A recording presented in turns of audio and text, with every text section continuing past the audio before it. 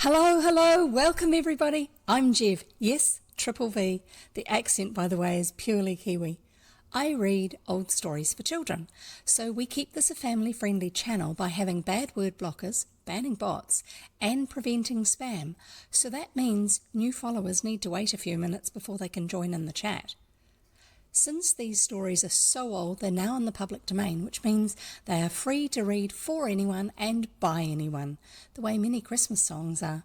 The digital versions I read are from Project Gutenberg, and you'll find the link for that below. The physical ones are just old books my family has lying around. Sometimes I'll even show them to you. These, by the way, are live reads. Think of them as bedtime stories rather than actual audiobooks. You get the benefits of my mistakes, distractions, explanations, and terrible attempts at accents, along with plenty of chat and interruptions as we find out about things in the story. If you need to do work or chores, then that's fine. Just come and lurk. Please adjust your volume to suit. There are captions available if you have to be quiet or you have hearing challenges, but be warned, sometimes the captions aren't always that accurate. I am a member of the Codex, an awesome group of reading streamers on Twitch. People from many walks of life who share their love of reading, and you'll find links to the Codex reading team and our Discord server below. A special feature of the Codex Discord is the security channel for those of you who stream or moderate. You'll find lots of practical, useful information to help keep your stream and your community safe. So, hang around and come discover adventure with me. You never know what we'll find.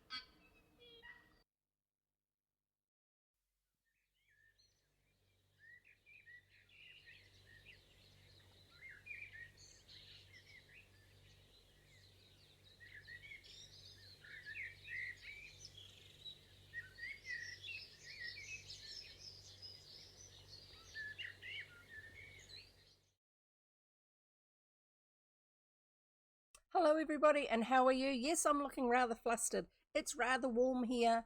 I've been doing lots of things that I have to get. It really does distract me. Sorry about that. Yeah. Hi, how are you? It's not as cool over here as what you're seeing behind me, and also what we're having in the story, because it's in the middle of very snowy weather. I don't know. Hi Jilter, it's great to have you here. I did see you sitting there in chat, so that's wonderful to have you here, and thank you for saying hi. I was doing a little bit of research trying to find a decent photograph of somewhere in New England with lots of snow in the 1880s, a picture that was, public domain sort of thing. Most of them are city ones. I didn't want a city one specifically. But what pictures I did come across that had lots of snow was apparently sometime in the 1880s, they had a really, really, really major snowstorm.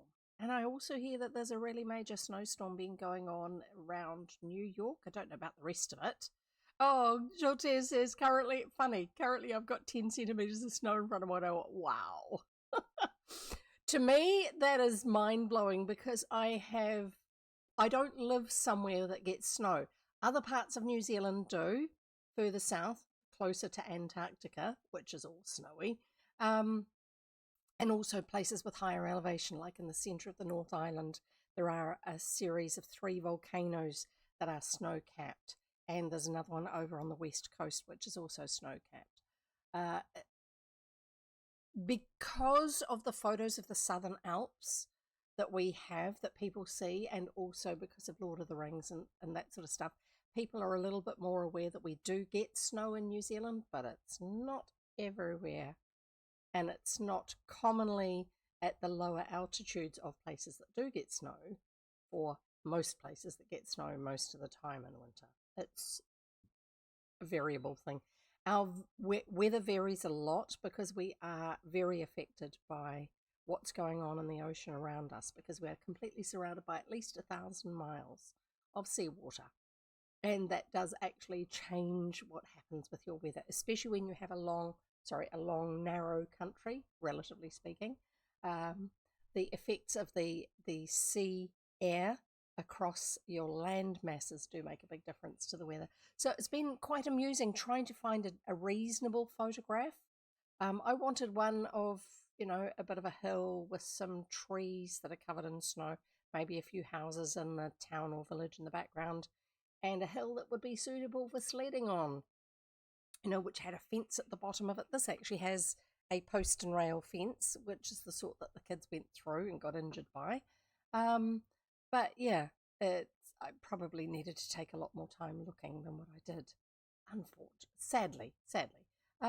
Maybe we'll get another one a bit later on. Don't forget, this is actually in the South Island of New Zealand, and those are snowy mountains in the background. Those mountains are part of the Southern Alps, our big mountain range that runs basically from near the top of the South Island down to the bottom of the South Island, and anywhere that's on the west of it gets a lot more bleak or wet weather, because the weather movements come in from the Tasman Sea, because the weather patterns swirl around the globe, and they get a lot of weather that comes up from Antarctica and then swirls around and across onto the South Island. I'm just going to take a few more mouthfuls of my lunch. Please excuse me. Fried mashed potato, very yummy. But that will keep me going for a bit longer.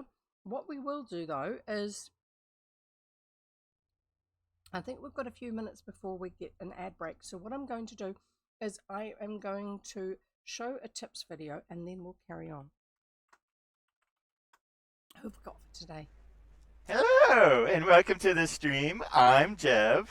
Now, let's talk about our 6 things to enjoy the stream. Number 1, get your drink. It can be water, whatever you like, but, take care of yourself and hydrate.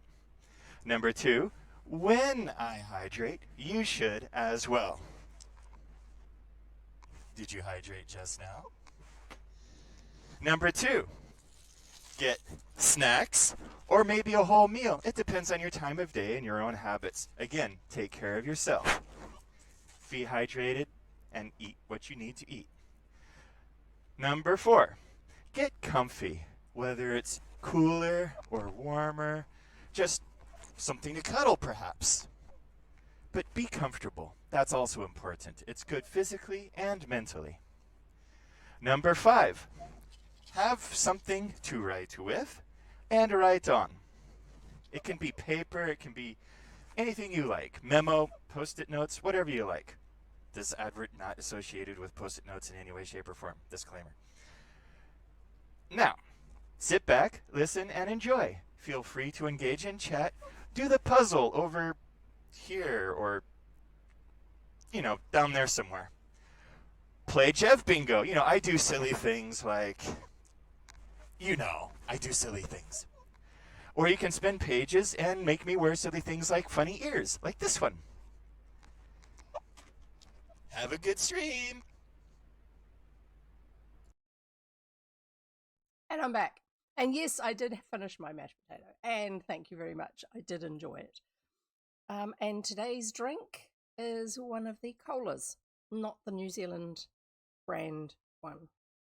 And this one's out of the fridge, so it has a little bit more cooling properties, but not super cold. I don't bother putting ice in it because I prefer the flavour rather than the dilution. Sorry, I've got hair fluffing me, tickling me. I prefer the flavour rather than the dilution, and I don't like extreme temperatures. They just overwhelm my senses. So yeah, how much snow do you normally get in winter, Joltair? If you don't mind me asking. I've just, while you're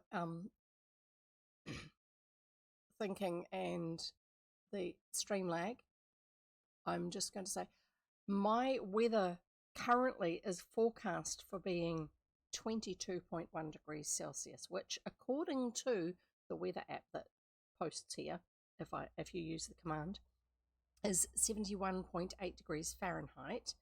And because of our humidity, apparently it feels like 24.6. Well, I'm telling you right now that it is not 22.1 feeling like 24.6. It's 27.9. And yeah, that's plenty warm enough for me, partly because I'm upstairs, and so with heat rising and I'm sitting right underneath the ceiling, the roof of a pitched, a house with a roof like this, and on the inside it goes like that too. I'm sitting where all the heat is gathering. I do have the skylights open, but we are forecast to have maybe some showers, so I may have to rush off and shut them. I'm really sitting here mentally begging it for the heat to rise out through the skylights and the rain not to come, or if it does come, that it actually cools, that I can shut the skylights in time and it actually cools the air down enough too. That would be really nice. So I'm drinking an unlabeled cola. It's very yummy. Enjoying it. Oh, you wrote a really long message. Sorry about that. We've got the whole thing that goes on as part of the auto mod system on my page where we set a character length, a character limit for when someone posts. It'll show that it's happened before, but it won't penalize you really. Thank you for removing the timeout, Goriki. That's appreciated. So I'm just going to, what you can do is start typing, hit enter, and keep typing, and then hit enter again. Oh my goodness. It only started recently at the place where I live, the snow, climate change and such, but I could drive for an hour and be in the mountains where there's snow every winter. Yeah, I can understand that. It definitely, yeah, just keep the comments slightly shorter, that's all. It's probably not that much shorter than what you've got. In the width of the chat panel I'm looking at on my screen, you've got 4 lines, and probably if you'd done 3 lines, it would have actually still been okay. In terms of, it's not actually the number of lines, it's the number of characters, but visually to me, it looks like it would probably just be that. that last bit from mountains to the end that would have said it, that would have changed that. So either make a smaller comment or break your comment up into pieces. Start typing, hit enter, keep typing, keep hitting enter as you go. It does actually work quite well. And if you're a streamer and you get your people to do that, if you have a really, really, really chatty bunch who like writing long things, and you don't have the character limit, that actually shows you as having less chat happening in Twitch's statistics. If you have people making more smaller comments, Twitch then measures that as being a more active chat. I don't do it for that reason, but I don't know if you knew that. There you go. So other little tips and tricks to do with Twitch. If you have a Twitch account, you can adjust your profile. You can, sorry, there must be something there because I just felt it move and hit me on the side of my face. Like a bit of fluff when I was trying to make sure I didn't have any loose eyelashes. Yeah, there it is. I found it. Yay. That should help. The one on that side of my face. Shu's here. Hi, Shu. Great to see you. Goriki says Shu is a multicolored champion. Oh, wonderful. So, tips. If you have a Twitch account, sneaky indeed, definitely it was a sneaky one. Yes, do watch the mod videos, but one of the things that's really good to do is, even if you're not a streamer, even if all you ever do is watch people and join in with chat or whatever, lurk, because some people do actually actively check out, some moderators and streamers do actually actively check who's in their channel, especially small streamers. Big streamers don't really care because they've got the numbers, but they've also got the income to go with it, so they can even pay for moderators. So if you are a viewer, just like if you are a streamer, you can modify your profile on Twitch. Yes, customize your profile picture. Yes, customize the image that's in the background. Yes, choose a color, which is that stripe that goes down the side. And when you are looking at a whole lot of people's thumbnails, when you're looking at a category and you hover over one, there's a little wee line of color that around it in the bottom, underneath it, and on that left hand side. That is their profile color that they have chosen. So you can actually have that color. That's the same color that when you're looking at me when I'm offline, there's a purple line that goes down the side of the screen if your screen is wide enough. Below that image across the top, when it gets down to the bit where it says about and it's got all the panels and stuff like that, on the right hand side there will be a color. Goriki's is green. Mine is purple. Surprise, surprise. Nobody is surprised by any of that at all. But yes, you can modify the About Me section. That's all the little words that run right across the top there. And you can put your social media links in there. Excellent place to have them. Ways for people to contact you and find you in other locations. Underneath that section is a bit called the panels. Some of us call that. Star Matsushoes is also purple. Surprise, surprise. I'm guessing it's the sort of purple that your username is. In that section, in the panels section, you create little boxes. The boxes automatically happen when you click plus, but they're set up as boxes. They will go to a certain width and that's it. And if the screen is quite narrow, if it's really narrow, you'll just have a column of little boxes, one underneath the other. And if the screen is a little bit wider, you'll have two and then another two and another two all the way down. And if you've got a really wide screen, it will just spread out with as many as it can fit and then do the next row across, the next row across. Those you can put, as far as I know, you can put as many panels as you want. You can put an image for the start of your panel or an image for the whole of a panel. I've got one there that's got Stream Cat and it's got a photo of the cat on it. Yes, there are words underneath it. It talks about his Instagram channel, which he hasn't updated for a while. Naughty cat. But a lot of streamers will actually have little sections, also called panels, which have a graphic with a word on it for what that little box is talking about. Now, it's not just for streamers to fill in. Viewers can fill that in too. Say who you are, what you like, the sort of streams you enjoy watching. If you've got any information about something that's particularly unusual to do with you, not stuff where people can hunt you down and do terrible things to you because you said it, but just, this is intriguing. I am a unique person. Write it in the about box, or if you want some more information, like you have a really cool hobby and you want to tell people about it, and you've got pages elsewhere, like on art hosting sites and stuff like that, you can put links for that.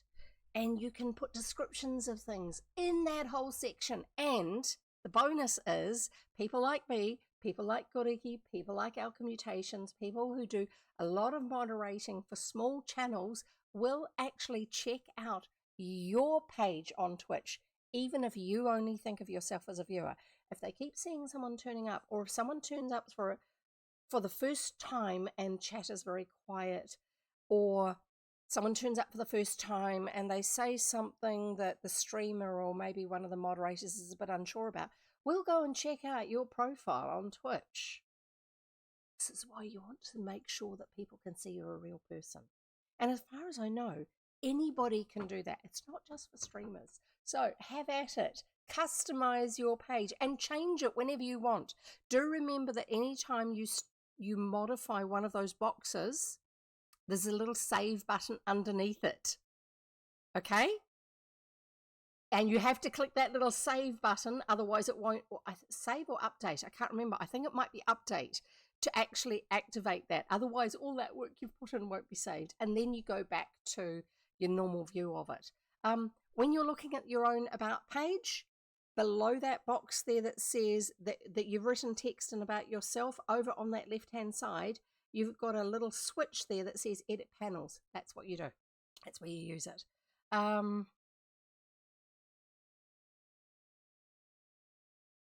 Joltair says, got to update my profile link. Do definitely do it. It's really worth it. It's lots of fun. And you can change it as often as you want. I mean, obviously, you've got to comply with Twitch terms for appropriate content. But it's a great little wee mini gallery space where you can talk about who you are and what you enjoy and things like that. Instead of going like, I'm not a streamer, I can't have one of those fancy things. You can have it as fancy as you want. Yes, you can buy panel headers. Don't bother. Create your own. If you're no good at artwork, do typing and save it as an image. Write something in a word processor and then export it as an image. Do stick figures. Do scrawly, terrible handwriting or printing, and then take a photograph of it with your mobile phone. Crop it down to a rectangular image, because those usually work very well. Something that says about me, or rules, or hobbies, or my favorite things, that sort of thing. Do it with your own handwriting, or do it with your scrawly worst writing, or something like that. It all, if you do it the same as general style for each one of those, it becomes your branding. Have fun. Have at it. Tell us all about it. And if you're not in the Discord server, go and join the Discord server and tell us what you've been up to, just for the fun of it. Anyway, so yeah, do have fun with that, but make sure you let people know a little bit about you. It does make a difference for people who are moderating, especially on smaller streams, because we rely a lot on what we see about people with their behavior in stream, but also in other places. So if someone has a bunch of social media links after I've finished a stream, when I've got some headspace, if I've had a new person in stream, in chat, I will often check out not just their Twitch channel, I will go and look at their social media channels too. Or if they're an artist and they do artwork, I will check out if it looks like it's actual genuine art, or if they've just copied somebody else's and they're trying to scam us all by selling fake art, because there's a lot of that goes on. But also, as moderators and streamers, we get the opportunity to put a little note about anyone who happened to have turned up in chat and share that with other moderators for the channel or other mods we're connected to. Just not nasty stuff, but just sort of like keep an eye out for this one. They seem a little dodgy. I'm not quite sure what's going on, but I will be watching them. Or I know this person personally. They're fine. They may not be the best at communicating. Their words may come across a bit weird, but they are actually a reasonable person. You don't need to worry about banning, considering whether or not you have to ban them or anything like that. Usually put down to a lot less words than that, but that's what we use mod cards for, so that people in a group of people who do the same sort of stuff, whether they're streamers or moderators, all have shared information. So there you go. I'm going to read through chat now. So, Goriki shared the ModLearn. Do watch the ModLearn videos, even if you're not a streamer, because it's really worth knowing that people are taking care of your safety in their space when you're in a streamer's space. It's not really telling Twitch too much about yourself. You made an account. They're learning plenty just from you having made an account. Yeah, you can have a fictionalized version of you, but it's always a good idea to have something that is maintainable. So it's your persona. It's your Twitch persona. That's what you're creating. But you want it to be something that's consistent with what you're doing. And it's the same on any social media. So if you don't have social media accounts, that's okay. But if I've got someone I'm really unsure of, I will do a lot of digging. I will also do reverse image search on their profile pictures to find out where those have come from. If it looks like it's a photograph of a real person, I will see if it's come from a lot of other places. Yes, you can do a Google image search, but there are other tools you can use as well. And sometimes they will show up a lot more than you're expecting, like images that have been ripped from some slightly adult content locations, and someone's using it as their profile pic. And it's like, okay, that might be okay on an adult channel, like a channel that's targeted for mature audience. I mean, I know my rules say 21 and over, but that's actually for compliance with Twitch, because it's the age of adulthood in my country is 21. Yes, you can vote at 18. Yes, you can get a driver's license at 16 or 17. But to be a legal adult in New Zealand, you have to be 21. And Twitch says that anyone who can legally be here unaccompanied by an adult who has legal responsibility for them has to be compliant with the age of adulthood in their country. So for me, that's 21. So instead of me requiring proof of age for everyone who views here, I just have that whole 21 thing in. And if you're under the age of 21, do not ever tell me so, because then I am legally obliged to report you to Twitch for being underage in my channel, because it goes by the rules for the streamer. Whatever. It goes by the rules. Anyway, so yeah, I will definitely check out people. If I think they're a little bit dodgy, I will look at where else their username is used. If they have a username that is a common name for a character elsewhere, it can make it a little bit harder, but that will also tell me that they're really just, their identity is tied up in whatever that character name is from, rather than it being them, which is a little bit, yeah, sometimes it's a good idea to actually just build who you are, not just rely on one aspect of something that you like. So Jev, for me, is because I needed a screen name a very, very long time ago when there were some really dodgy people around in educational circles to do with homeschooling. People phoning up people who were registered homeschoolers and asking them how they disciplined their children. Not because they were going to report them, but because they got some really bent kicks out of it. And we, as a group, as a general mass of homeschoolers within New Zealand, heard that this was happening, that people were getting these phone calls.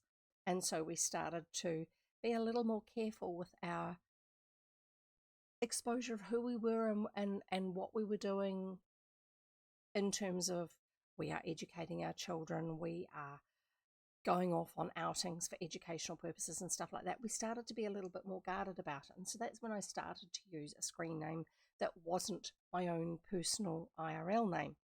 And it just stuck. I like it. I added V's because the first one I used, it was Twitch, I think. No, not Twitch, Twitter, I think. I couldn't do just JEV because you couldn't do a screen name that was only 3 letters long at the time. Actually, no, I don't think it was Twitter. It might have been something else. And so I just started adding V's until it said, yes, that's acceptable. We will use it.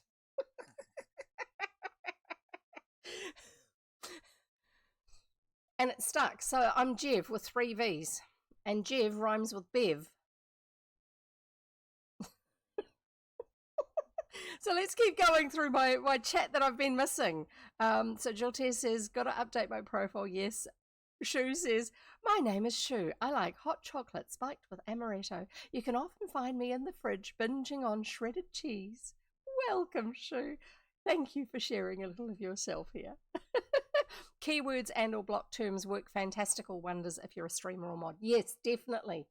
If you keep seeing spam comments come through, if you're a streamer and you keep seeing certain spam comments coming through, look for not commonly used words.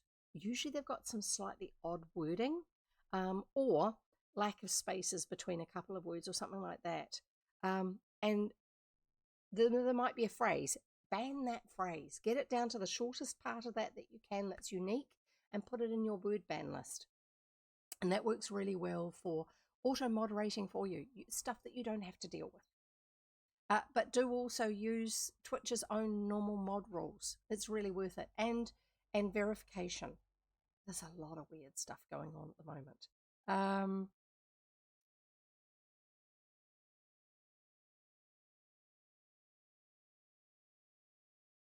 Oh yeah.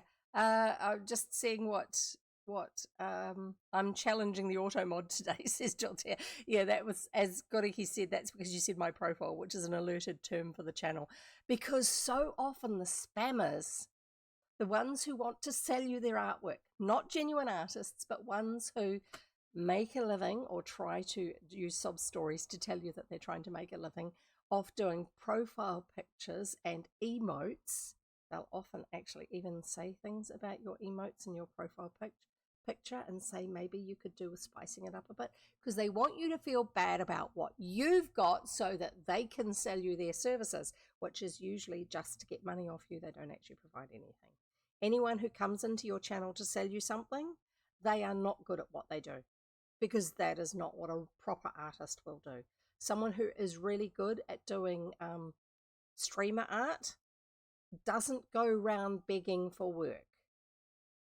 They do artwork. They customize their own channel with their own artwork. They don't borrow artwork off somebody else's channel or get it off Nerd or Die or any of the other services that have free panels and stuff like that. If they're a genuine artist, why would they go and use some freebie from somebody else? They would showcase their own work. So yeah, but they will actually usually use certain phrases and certain words, and one of those is my profile, unfortunately, for that use case. But thankfully, yeah, we know who you are. We know you're okay here. So, yeah, it's to do with them doing self-promotion. It's not just self-promo, but the bots also use it to take you from this channel to somewhere else, to go and see their channel, or to go and click on a link to investigate what their services are that they're offering. And either those links are to sites where they're going to rip you off and sell your credit card details elsewhere, or they're going to drop a virus or a Trojan into your computer because you clicked on the link. Because there are people who make a living off that. Not a good living. I mean, they might be making a good living, but it's not an ethically good living. Yeah, the 3 Mod Learn videos teach you heaps of stuff about all sorts of things to do with security in channels and stuff. They really are worth watching even if you consider yourself to not be a streamer, only a viewer, because it's stuff that, as a viewer, if you understand that these are crucial things that go on in the background, one, you know that certain places are safer than others. When you go and watch a streamer, you actually then start to look at who's sitting in chat, who is not chatting, who's watching, and you start to recognize certain styles of names and recognize that those are bots. They're often one of my objections to SiriBot is that if someone doesn't put anything in chat, they don't get banned. Like if it's a bot that doesn't put anything in chat, this is last time I saw it in use. Okay, it may have changed, but SiriBot used to only ban a user if they put something in chat that was spam, if they were a spam bot. I want to ban the spam bots before they say anything. I want to ban the data harvesters, because some of them are data harvesters, before they've had time to sit around stealing my viewers' information. And you as a viewer, if you go to a channel and see that there's a lot of usernames in there that have strings of numbers after them, and there's maybe more than one of those particular names, or variations on the same spelling but with different punctuation behind it, and you look at that and you go, I'm thinking that quite possibly these are bots. You can then decide if you're really going to hang out in that space or not. You can assess whether you think the risk to your own personal data being stolen by those sort of bots is worth the entertainment value of hanging out in that streamer space. A lot of streamers don't know. They haven't a clue, and they just want to ignore it and hope it goes away, but it doesn't. But by people banning bots, after a while, those numbers get through to Twitch.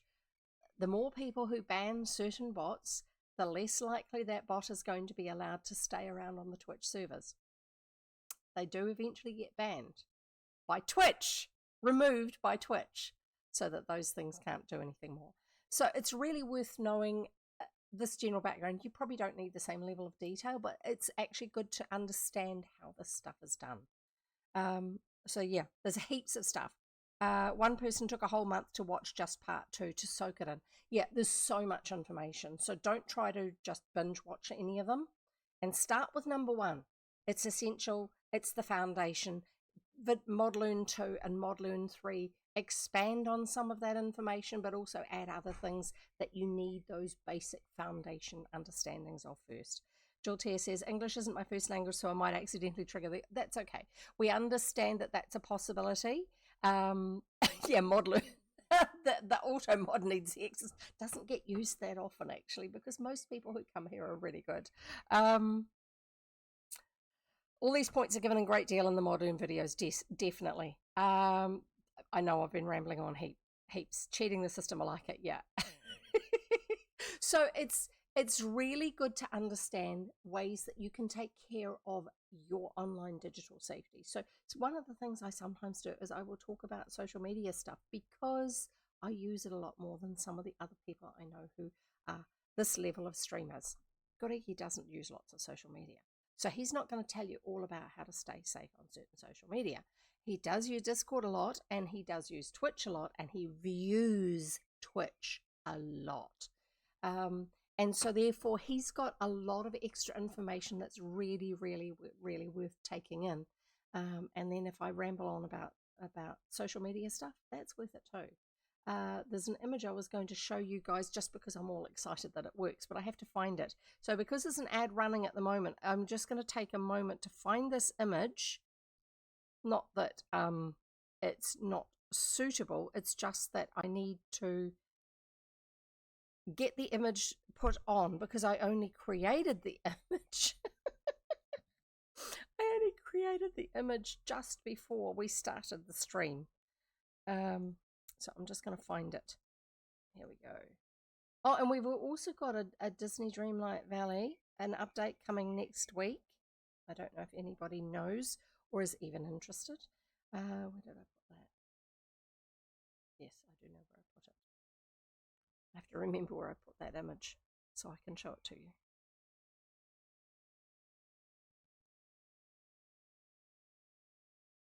And change that view so I can see which view it's meant to be. Change it to date modified. Then change the view back so I can see if it's the image I wanted. Yes, there it is. Open. And I'm going to put that at the top of that list. That goes right up to the top. And then I don't have to show you guys lots of other stuff first. I'll go back to this view and we're back. So you're back from your ad. I'm just going to show you this. And the only reason I'm showing you this is because I'm delighted something new in a particular social media is working and I like it. So, I have to move it over now. Like this.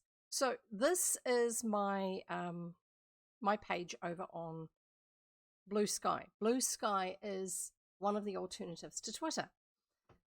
Twitter, sorry. It's X officially, but a lot of people still call it Twitter because that's what we've always known it as. So I've got a very, very similar profile over there. And one of the cool things is they've put in that live ring, that red circle around my profile picture, my Santa Claus profile picture, and where it says live underneath it. There's a function now within Blue Sky where you can tell it to do that when you are streaming on Twitch. If you stream for longer than 4 hours, it goes off. But if you use StreamerBot, which I do, you can get an add-on that goes into it that someone has coded up. Yes, it is trustworthy. I have interacted with the actual creator quite a lot for other things as well, and they've created this, and everything they've created has been really robust, and I love it. So to make this work, what you do is you go on to Blue Sky and you tell it, yes, I'm going live, and it will then show that, and then after a certain amount of time it'll turn off. But what he's done is he's added a functionality to StreamerBot so that StreamerBot tells Blue Sky to show that you are live when you start streaming on Twitch, and when you finish streaming on Twitch, it turns that off. But if you stream for longer than 4 hours, it just refreshes it so that that stays active until you go offline. I love it when technology works. I love it when people go, hang on a minute, if we've got this, then we can do this with it and use it really well. So there you go. So welcome everybody. We are going to read some stories now. No, we're going to read a story, not some stories. I know it's been longer than usual. Blame it on the weather. I tend to ramble more like this when the weather is overwhelming for me. I'm sorry, I shouldn't, but it's what happens. That's all going, yay. And I'm just going to get my phone out of the way. Yes, I know I can access more tools in Mod View, but I don't want to access more tools in Mod View on my device. And thank you for that. Yes, it is a good time to hydrate. Thank you, Joltair. I shall do so. I'm just going to unlock this so I can see my controller for my lights. And that's just these bright lights that you see, not the one that's on that side, because that one doesn't have a Wi-Fi light bulb availability. That one. Yeah, talking to myself. So there's a technology company called TP-Link. I've got routers and modems from them that I've used for years. And we are going to hydrate. Thank you for that, Redeem. Here we go, everybody. We are hydrating.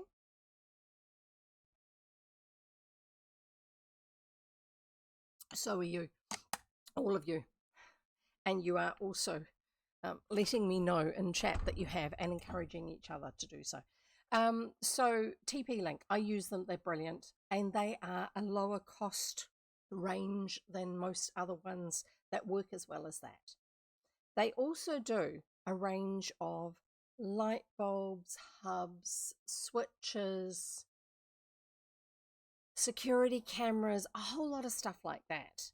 And you can control them through their app. Now, the line of bulbs that I've got are called Tapo. That's the series they've got. They had another one called Casa, Kassa, which came out a bit earlier.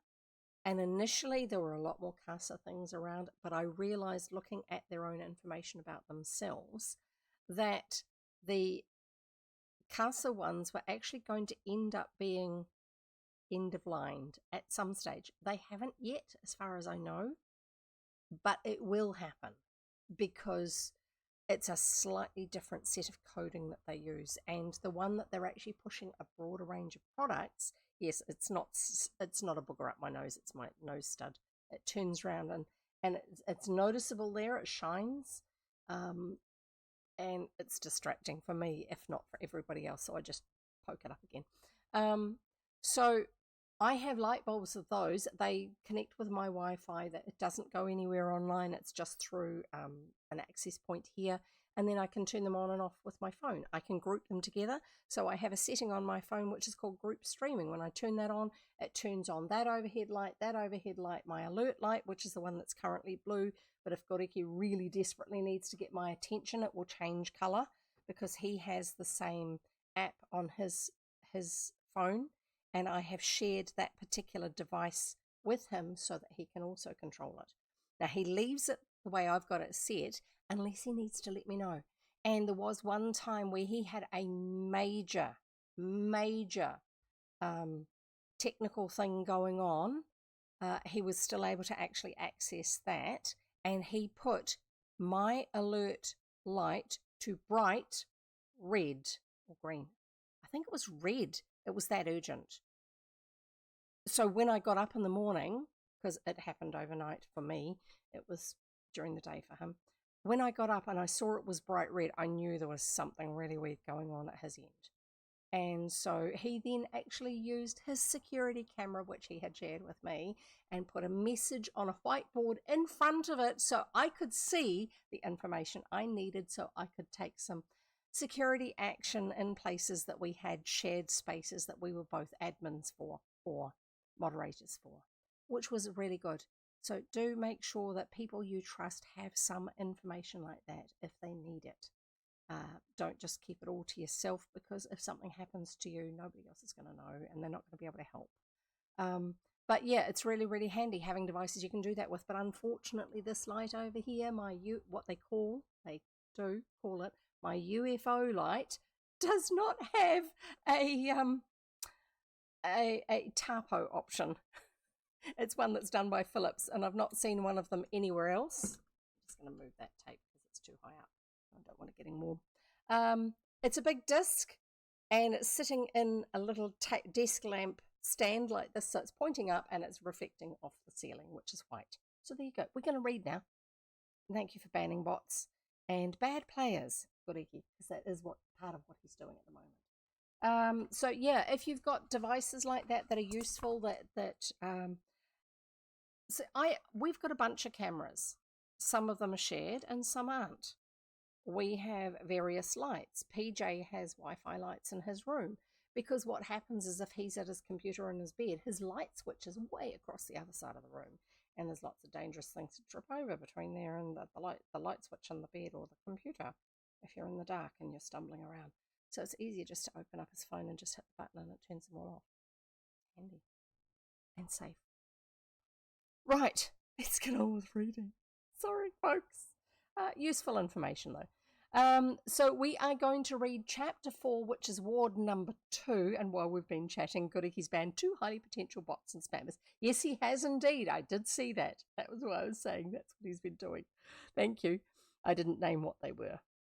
But yeah, it's worth it. He does a lot. If you ever need a moderator, do consider asking him to be a moderator for you, but you need to be prepared to pay for a subscription to your channel and subscribe to his channel, or pay. He's got actually, I don't even know if he's doing it that way anymore. He's got a coffee account and you can subscribe to him over there, and that will actually help to pay for moderator fees, because it's a lot of time. He does a lot of time researching and checking out what's going on and what they're doing, these bad players. Usually it's a bunch of people who are making money off the rip-offs that they're doing, or off selling people's data. Coffee is shut down for me. So there's Patreon, that's the other one. Yeah, thank you. I couldn't remember. Sorry, terrible memory. Right, chapter 4 of Jack and Jill. And if you do watch me on various social media and also in the Discord server in the channel called Bots Please Post Here, I will put an image of something, usually connected with the cat or with the story I'm reading, to say that I'm projected to be going live in the next hour or so. Yeah, definitely the Modern videos are very, very useful knowledge, but do also consider getting him to be a moderator for you and paying him to do so. Jack and Jill. Yeah, I found some pictures of the Jack and Jill nursery rhyme and put one of the public domain ones of those up, because that's what the title of the book is harking back to. Jack and Jill went up the hill to fetch a pail of water. Jack fell down and broke his crown, and Jill came tumbling after, broke his crown, his head, which did happen, except that in the story Jill got more injury than Jack did. So I used that as the image for it, just to say that I was going to be streaming today. Chapter 4, ward number 2. So we've had ward number 1, which was the one where Jack was, and ward number 2 is Jill's, or Jane's. Her name is Jane, but she gets called, her nickname is Jill. Things were not so gay in ward number 2, for Mrs. Peck was very busy. Mrs. Peck is Jill's mother, and she had been married to a French Canadian, but he had died.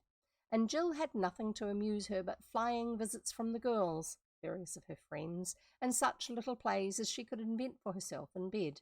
Fortunately, she had a lively fancy, lively imagination, and so got on pretty well, till keeping still grew unbearable, and the active child ached in every limb to be up and out. But that, however, was impossible, for the least attempt to sit or stand brought on the pain that took her breath away and made her glad to lie flat again.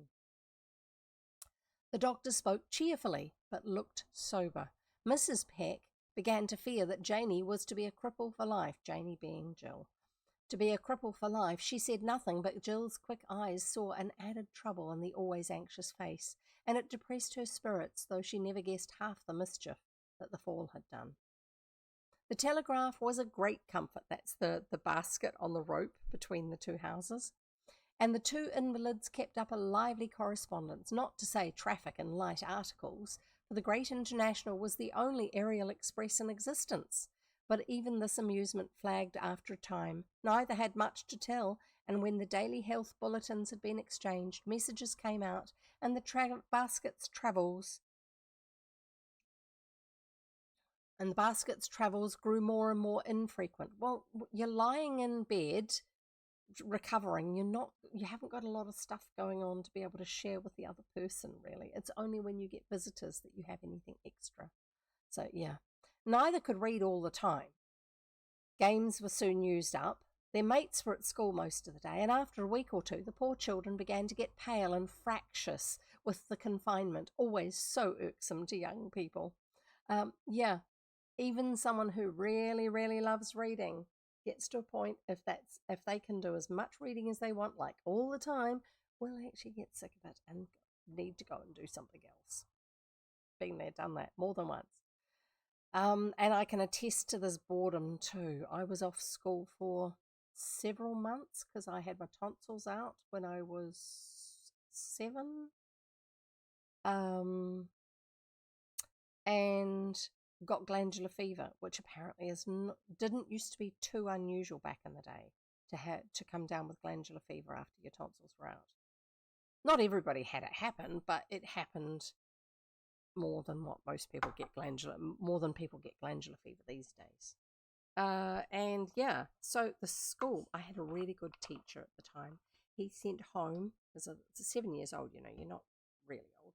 He sent home not schoolwork, I'm just pouring myself a drink, not schoolwork, but a great big brown paper envelope that he had made by taking a huge sheet of brown paper, the stuff they used to pin up on the walls and stick things onto, or you'd draw stuff on and then cut bits of paper out and shove them on there and all that sort of stuff.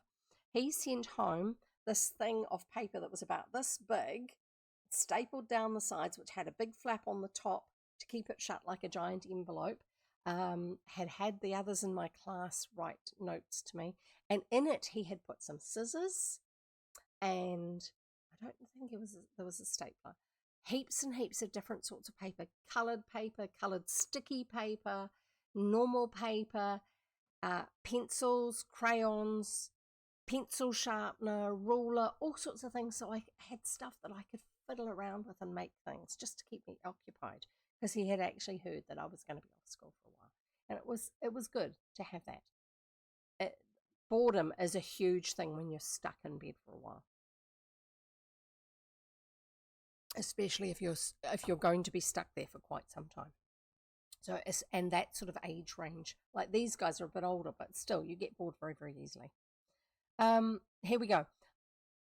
Always so irksome to young people. I do believe the child will fret herself into a fever, Mem, and I'm clean distraught to know what to do for her. She never used to mind trifles, but now she frets about the oddest things, and I can't change them. This wallpaper is well enough, but she's taken a fancy that the spots on it look like spiders, and it makes her nervous. I've no other warm place to put her, and no money for a new paper. Poor lass, there are hard times before her, I'm fearing. Mrs. Peck said this in a low voice to Mrs. Minot, who came in as often as she could to see what her neighbour needed, for both mothers were anxious, and sympathy drew them to one another. While one woman talked, the other looked about the little room, not wondering in the least that Jill found it hard to be contented there. It was very neat, but so plain that there was not even a picture on the walls, nor an ornament upon the mantel, except the necessary clock, lamp, and matchbox. The paper was ugly, being a deep buff, that's a brownish colour, creamy brown, with a brown figure pattern that did look very like spiders sprawling all over it. Victorian wallpaper. And when you are stuck somewhere for a very long time and you cannot move where you are, i.e. you're stuck in bed, you start noticing all these little things in the pattern of the wallpaper. Yeah, I remember this. Did look very like spiders sprawling over it, and might well make one nervous to look at day after day. Jill was asleep in the folding chair Dr. Whittington had sent, with a mattress to make it soft. The back could be raised or lowered at will, but only a few inches had been gained as yet, and the thin hair pillow was all she could bear. So it's a pillow made with some sort of wadding that's a fluff or fur or hair. Horse hair or people hair, I don't know, but it's not very thick. So she's still at the stage where they can't raise her very much because it's too painful. I would say she's got a spinal cord, a spinal injury, and there's still a lot of swelling around her spinal cord, which is nerves. It's bundles and bundles and bundles of nerves, the same material as nerves. Very, very painful. She looked very pretty as she lay, with deep dark lashes against the feverish cheeks, lips apart and a cloud of curly black locks all about the face, pillowed on one arm. She seemed like a brilliant little flower in that dull place, for the French blood in her veins gave her a colour, warmth, and grace which was very charming. Her natural love of beauty showed itself in many ways. A red ribbon had tied up her hair. A gay but faded shawl was thrown over the bed, and the gifts sent her were arranged with care upon the table by her side, among her own few toys and treasures. Remember, she and her mother are very poor. There was something pathetic in this childish attempt to beautify the poor place, and Mrs. Minot's eyes were full as she looked at the tired woman whose one joy and comfort lay there in such a sad plight. My dear soul, cheer up, and we will help one another through the hard times, she said, with a soft hand on the rough, work-worn one, and a look that promised much. Please God we will, Mem. With such good friends, I never should complain. I try not to do it, but it breaks my heart to see my little lass spoiled for life most like. Yeah, she's thinking this is a permanent situation. And Mrs. Peck pressed the kind hand with a despondent sigh. We won't say or even think that yet. Everything is possible to youth and health like Janie's. We must keep her happy, and time will do the rest, I'm sure. Let us begin at once and have a surprise for her when she wakes. As she spoke, Mrs. Minot moved quietly about the room, pinning the pages of several illustrated papers to the wall at the foot of the bed, and placing to the best advantage the other comforts she had brought.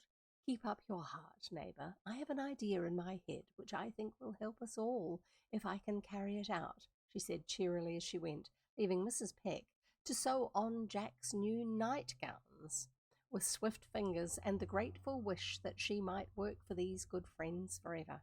So Mrs. Peck does sewing work for people, and Mrs. Minot has given her some sewing that needs doing. So there we have ways of, people don't just like to receive, they like to be able to actually hold up their end as well. And so if you can contribute in some way, you do. Fair enough. Especially people who are really in a very bad way in terms of finances, like quite poor, and have been on the receiving end of charity, which used to be a very old-fashioned word for love, platonic helping people love, but it's come to be a bit of, people on the receiving end see it as a very, very negative thing. Anyway, carry on. As if the whispering and rustling had disturbed her, Jill soon began to stir and slowly opened her eyes, the eyes which had closed so wearily on the dull December afternoon. The bare wall with its brown spiders no longer confronted her, but the coloured print of a little girl dancing to the tune her father was playing on a guitar, while a stately lady with satin dress, ruff, that big frilly collar, and powder, stood looking on, well pleased. The quaint figure with its belaced frock, quilted petticoat, and red-heeled shoes seemed to come tripping toward her in such a lifelike way that she almost saw the curls blow back, heard the rustle of the rich brocade, and caught the sparkle of the little maid's bright eyes. "Oh, how pretty! Who sent them?" asked Jill eagerly, as her eye glanced along the wall, seeing other new and interesting things beyond, an elephant hunt, a ship in full sail, a horse race, and a ballroom. "The good fairy who never comes empty-handed. Look around a bit and you'll see more pretties all for you, my dearie." And her mother pointed to a bunch of purple grapes in a green leaf plate. Very, very lavish, not common food. A knot of bright flowers pinned on the white curtain, and a gay little double gown across the foot of the bed. Jill clapped her hands and was enjoying her new pleasures when in came Mary and Molly Lou, with Boo, of course, trotting after her like a fat and amiable puppy. Then the good times began. The gown was put on, the fruit tasted, and the pictures were studied like famous works of art. "It's a splendid plan to cover up that hateful wall. I'd stick pictures all around and have a gallery. That reminds me, up in the garret at our house is a box full of old-fashioned books my aunt left. I often look at them on rainy days, and they're very funny. I'll go this minute and get every one. We can pin them up or make paper dolls." And away rushed Molly Lou with the small brother waddling behind her, for when he lost sight of her, he was desolate indeed. So he has to follow her, doesn't he? The girls had fits of laughter over the odd costumes of years gone by, and put up a splendid procession of ladies in full skirts, towering hats, pointed slippers, powdered hair, simpering faces, and impossible waists. The really tightly corseted waists. Now, you've got to remember this was written in the 1880s, so they were still very well-structured dresses back in those days. They were still wearing stuff that we consider to be unusual fashions, and yet the stuff they're seeing in these books, even to them, is they considered it to be really old and weird. It would be even more so to us.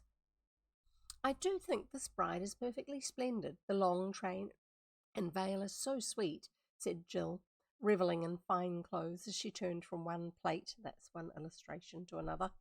"I like the elephants best, and I'd give anything to go on a hunt like that," cried Molly Lou, who rode cows, drove any horse she could get, had 9 cats, and was not afraid of the biggest dog that ever barked.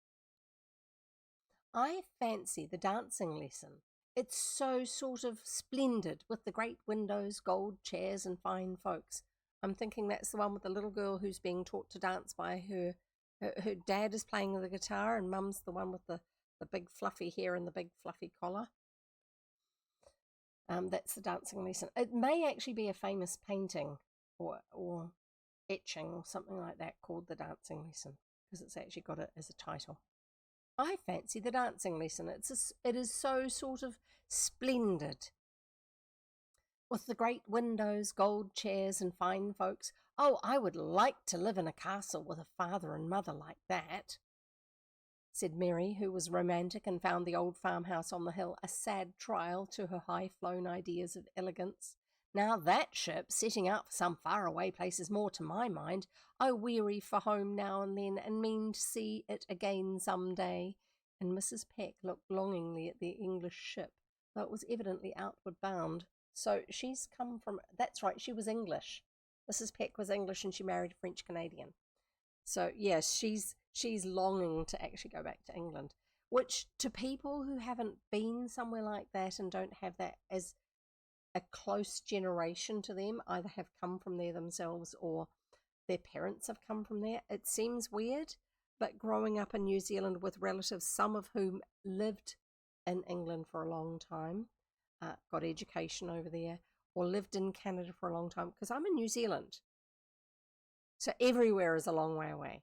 But it's not uncommon, especially my generation and older, to long for going and visiting places like that.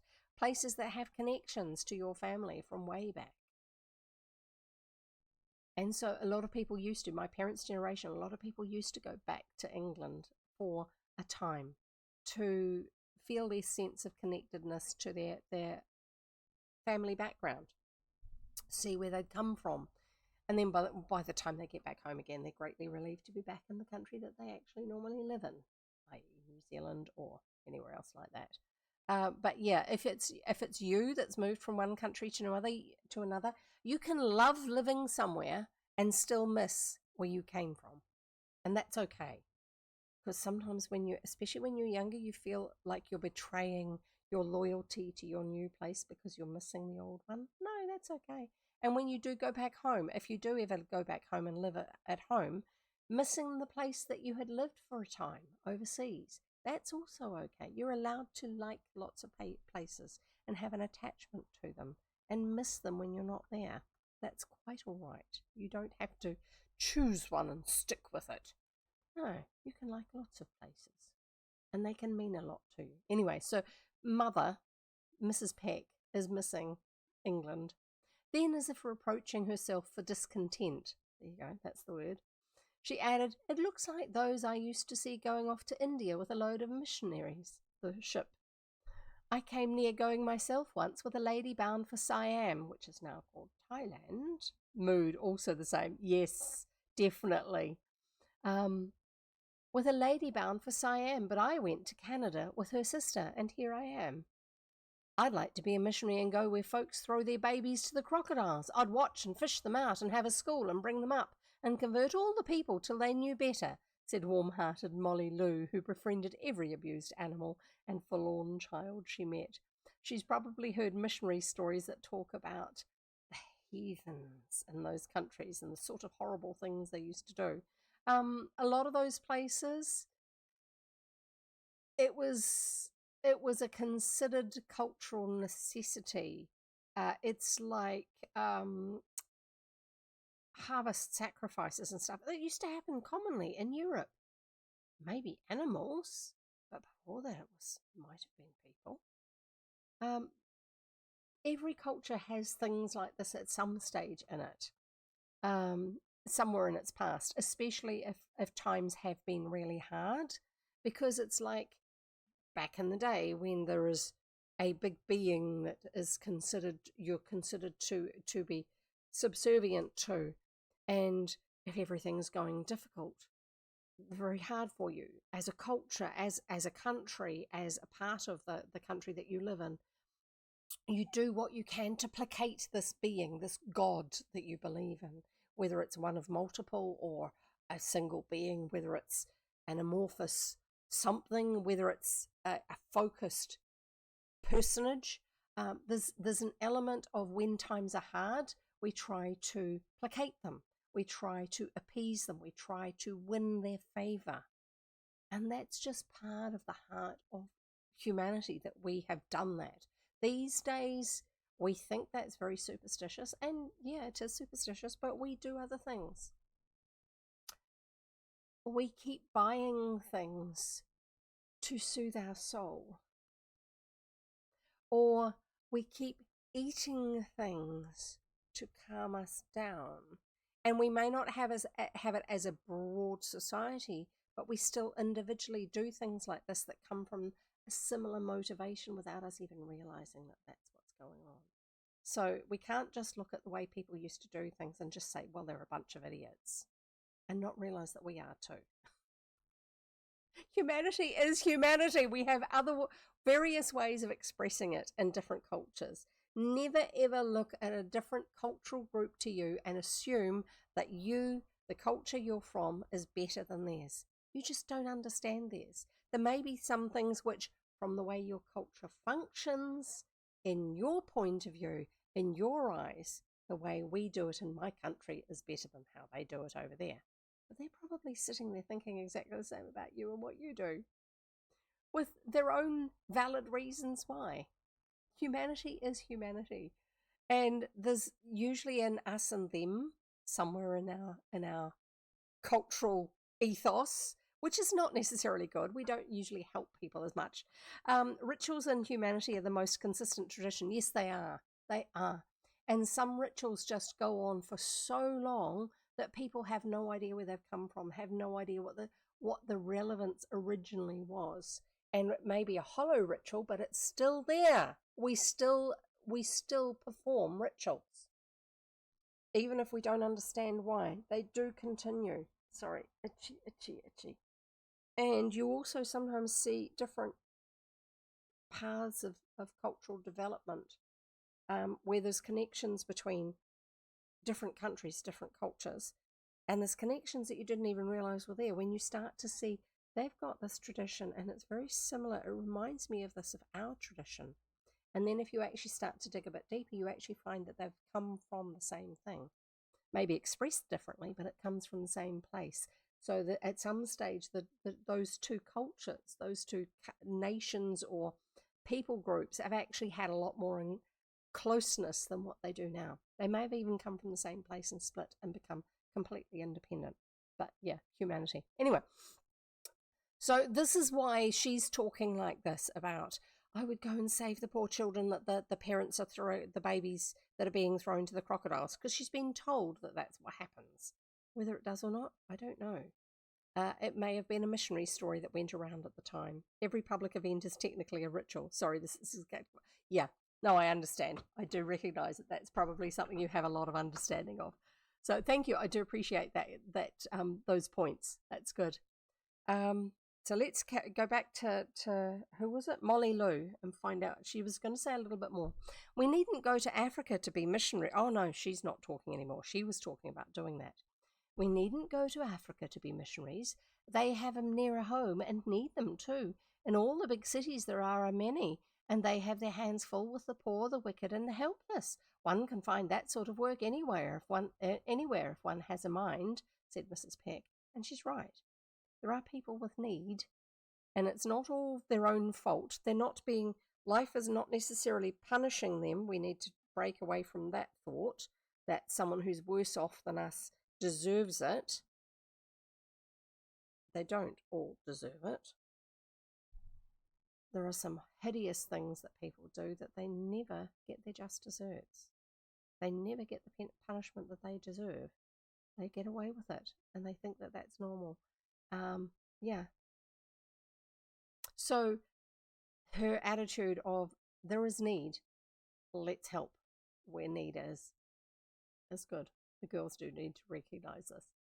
I wish we had some to do here. I'd like to go round with baskets of tea and rice and give out tracts and talk to people. Wouldn't you, girls? Asked Molly, much taken with the new idea, instead of having to go overseas. It would be rather nice to have a society all to ourselves and have meetings and resolutions and things, answered Mary, who was fond of little ceremonies and always went to the sewing circle with her mother. So here we go, the girls' secret society is going to be started. Often this age range, there's a little bit of something like that in the story. And yes, I do still have something tickling me. I did get that other piece of fluff I think it was cat fluff off, but I've still got something doing it. It may just be my nerves. We wouldn't let the boys come in. We would have a secret society, and they'd do their temperance lodge, and we'd have badges and passwords and grips. Oh, handshakes, secret handshakes. It would be fun if we can only get some heathen to work at. Someone who needs our help. Some heathen to work at, cried Jill, ready for fresh enterprises of every sort. I can tell you someone to begin on right away, said her mother, nodding at her. As wild a little savage as I'd wish to see. Take her in hand and make a pretty mannered lady of her. Begin at home, my lass, and you'll find missionary work enough for a while. Work on improving yourself before you try to help others is what Mum's saying. Now, Mammy, you mean me? Well, I will begin, and I'll be so good folks won't know me. Being sick makes naughty children behave in storybooks. I'll see if live ones can't. So at least she recognises that little kids in storybooks, yeah, the moralistic books that we've talked about before, that's what she's talking about. You, Mary, might do a good deal at home helping mother and setting the big brothers a good example. One little girl in a house can do pretty much as she will, especially if she has a mind to make plain things nice and comfortable and not long for castles before she knows how to do her own tasks well, was the first unexpected reply. Oh, yes, I missed a bit. Sorry. Being sick makes naughty children behave in storybooks. I'll see if live ones can't. And Jill put on such a sanctified face that the girls laughed and asked for their missions also, thinking they would be the same. And then we've got the bit about Mary. Mary coloured, but took the reproof sweetly, resolving to do what she could, and surprised to find how many ways seemed open to her after a few minutes' thought. Often that's the way, is one, we don't want to do extra work, That's just the way we are. We do it because we ought to, but we don't really want to go looking for it. But if we stop and think about it, there are a bunch of things that we could do that will make a difference in someone else's life, just to be helpful. And she's just realised that. Where shall I begin? I'm not afraid of a dozen crocodiles after Miss Bat. And Molly Lou looked about her with a fierce air, having had practice in battles with the old lady who kept her father's house. That would be Miss Bat. Well, dear, you haven't far to look for as nice a little heathen as you'd wish. And Mrs. Peck glanced at Boo, who sat on the floor staring hard at them, attracted by the dread word crocodile. He had a cold and no handkerchief, and his little hands were red with chilblains. That's those horrible itchy bumps that you get when part of you gets too cold and then suddenly gets warmed too quickly. That's what chilblains are usually caused by. But they're itchy, and then when you touch them, they hurt. Oh, I remember chilblains, and some people get them more easily than others.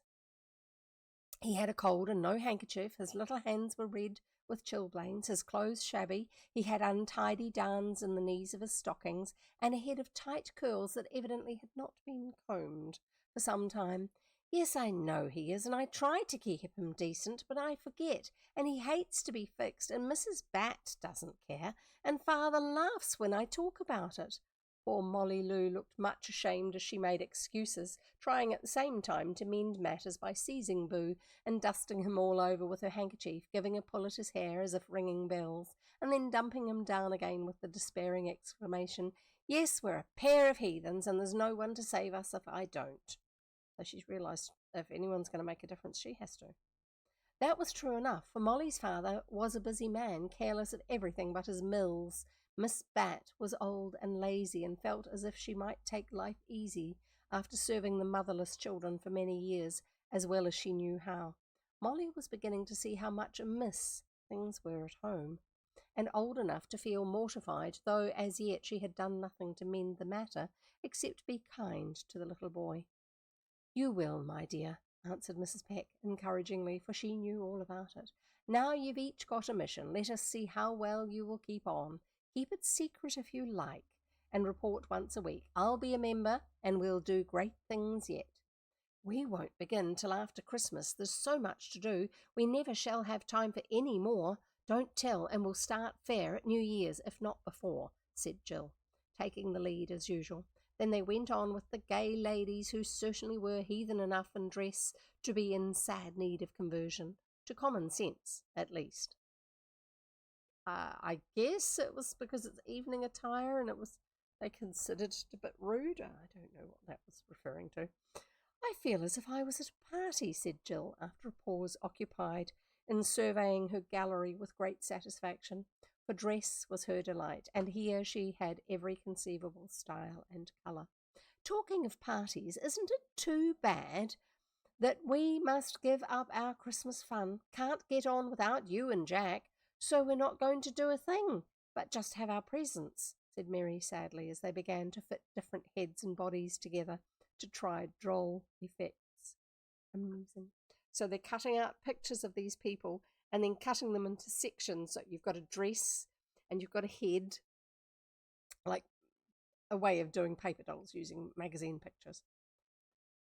I shall be all well in a fortnight, I know, but Jack won't, for it will take more than a month to mend his poor legs, so Jill thinks she's going to be okay in 2 weeks' time.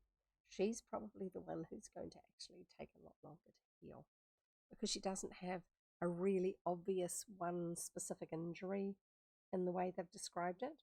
I mean, yes, to us it sounds like she's broken her back.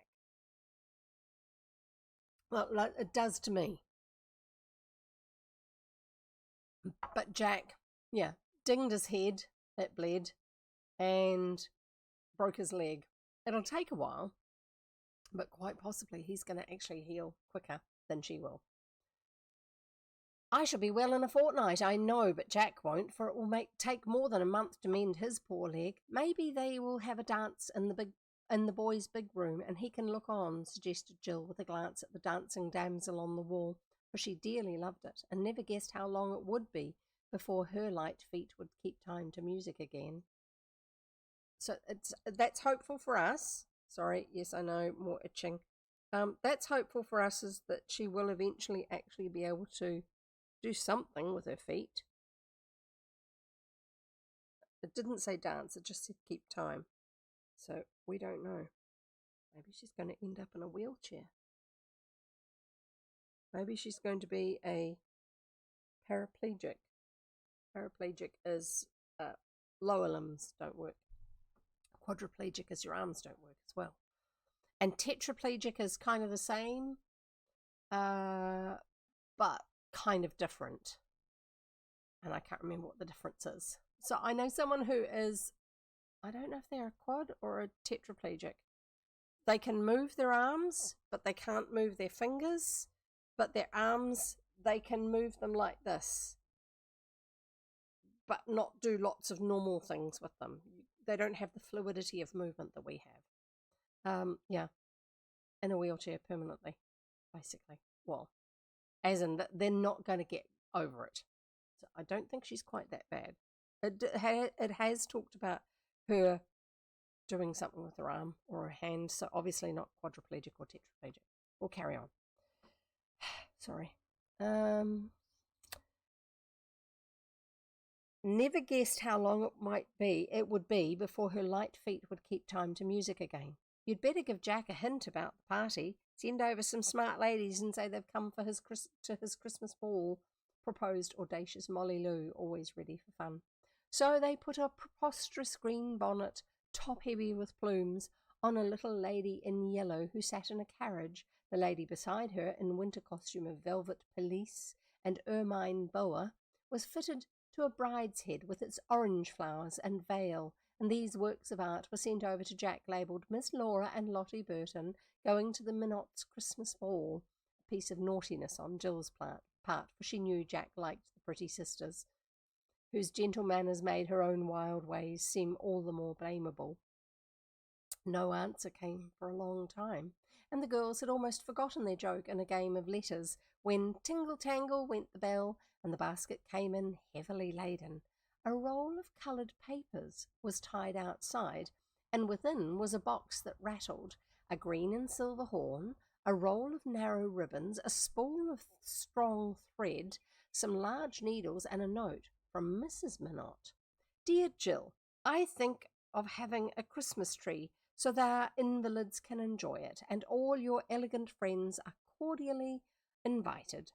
Knowing that you would like to help, I send some paper for sugar plum horns and some beads for necklaces. They will brighten the tree and please the girls for themselves or their dolls. Jack sends you a horn for a pattern, and will you make a ladder necklace to show him how? Let me know if you need anything. Yours in haste, Anna Minot. She knew what the child would like, bless her kind heart, said Mrs. Peck to herself, and something brighter than the most silvery bead shone on Jack's shirt sleeve as she saw the rapture of Jill over the new work and the promised pleasure. Joyful cries greeted the opening of the box, for bunches of splendid large bugles appeared in all colours. Bugle beads. Those are the long beads. The ones that are a certain thickness but they're longer. Those are called bugles or bugle beads. Used to be used a lot. In all colours, and a lively discussion went on as to the best contrasts. Jill could not refuse to let her friends share the pretty work, and soon 3 necklaces glittered on 3 necks as each admired her own choice. I'd be willing to hurt my back dreadfully if I could lie and do such lovely things all day, said Mary, as she reluctantly put down her needle at last, for home duties waited to be done, and looked more than ever distasteful after this new pleasure. It would get boring pretty quick. So would I. Oh, do you think Mrs. Minot will let you fill the horns when they're done? So, like, pictures of a horn of plenty. That's the sort of horn I think they're talking about. I'd love to help you then. Be sure you send for me, cried Molly Lou, arching her neck like a proud pigeon to watch the glitter of her purple and gold necklace on her brown gown. I'm afraid you couldn't be trusted. You love sweeties so, and I'm sure Boo couldn't, but I'll see about it, replied Jill with a responsible air. The mention of the boy recalled him to their minds, and looking round they found him peacefully absorbed in polishing up the floor with Molly's pocket handkerchief and oil from the little machine can. Being torn from this congenial labour, he was carried off shining with grease and roaring lustily. He's crying or bellowing, not wanting to go. But Jill did not mind her loneliness now, and sang like a happy canary while she threaded her sparkling beads or hung the gay horns to dry, ready for their cargoes of sweets.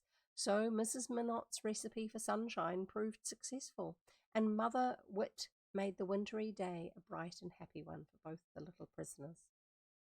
Next chapter. And we're going to all drink some water, aren't we?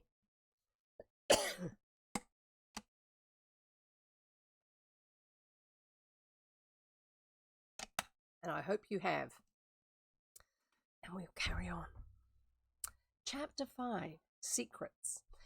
There were a great many clubs in Harmony Village, but as we intend to interest ourselves with the affairs of the young folks only, we need not dwell upon the intellectual amusements, just trying to get my seat in the right place, the intellectual amusements of the elders. In summer, the boys devoted themselves to baseball, the girls to boating, and all got rosy, stout, and strong in these healthful exercises. In winter, the lads had their debating club, the lasses a dramatic ditto. At the former, astonishing bursts of oratory were heard. At the latter, everything was boldly attempted, from Romeo and Juliet to Mother Goose's immortal melodies. Melodies. I guess that's a bit like Jack and Jill. Jack and Jill went up the hill to fetch a pail of water. Jack fell down and broke his crown, and Jill came tumbling after. And I always start that one too low.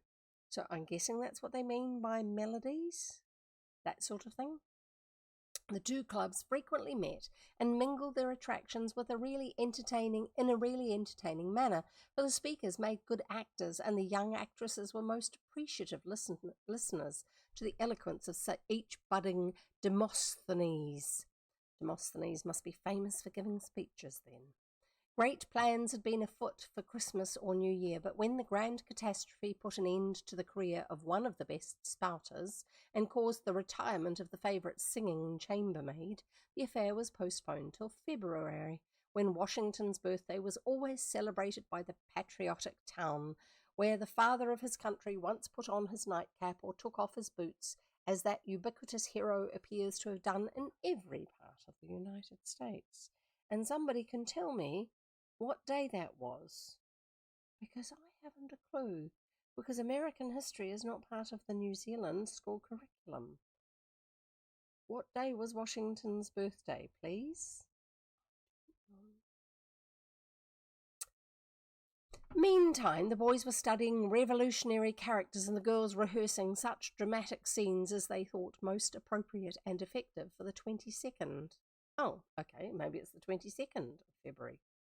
In both of these attempts, they were much helped by the sense and spirit of Ralph Evans, a youth of 19 who was a great favourite with the young folks, not only because he was a good, industrious fellow who supported his grandmother, but also full of talent, fun, and ingenuity.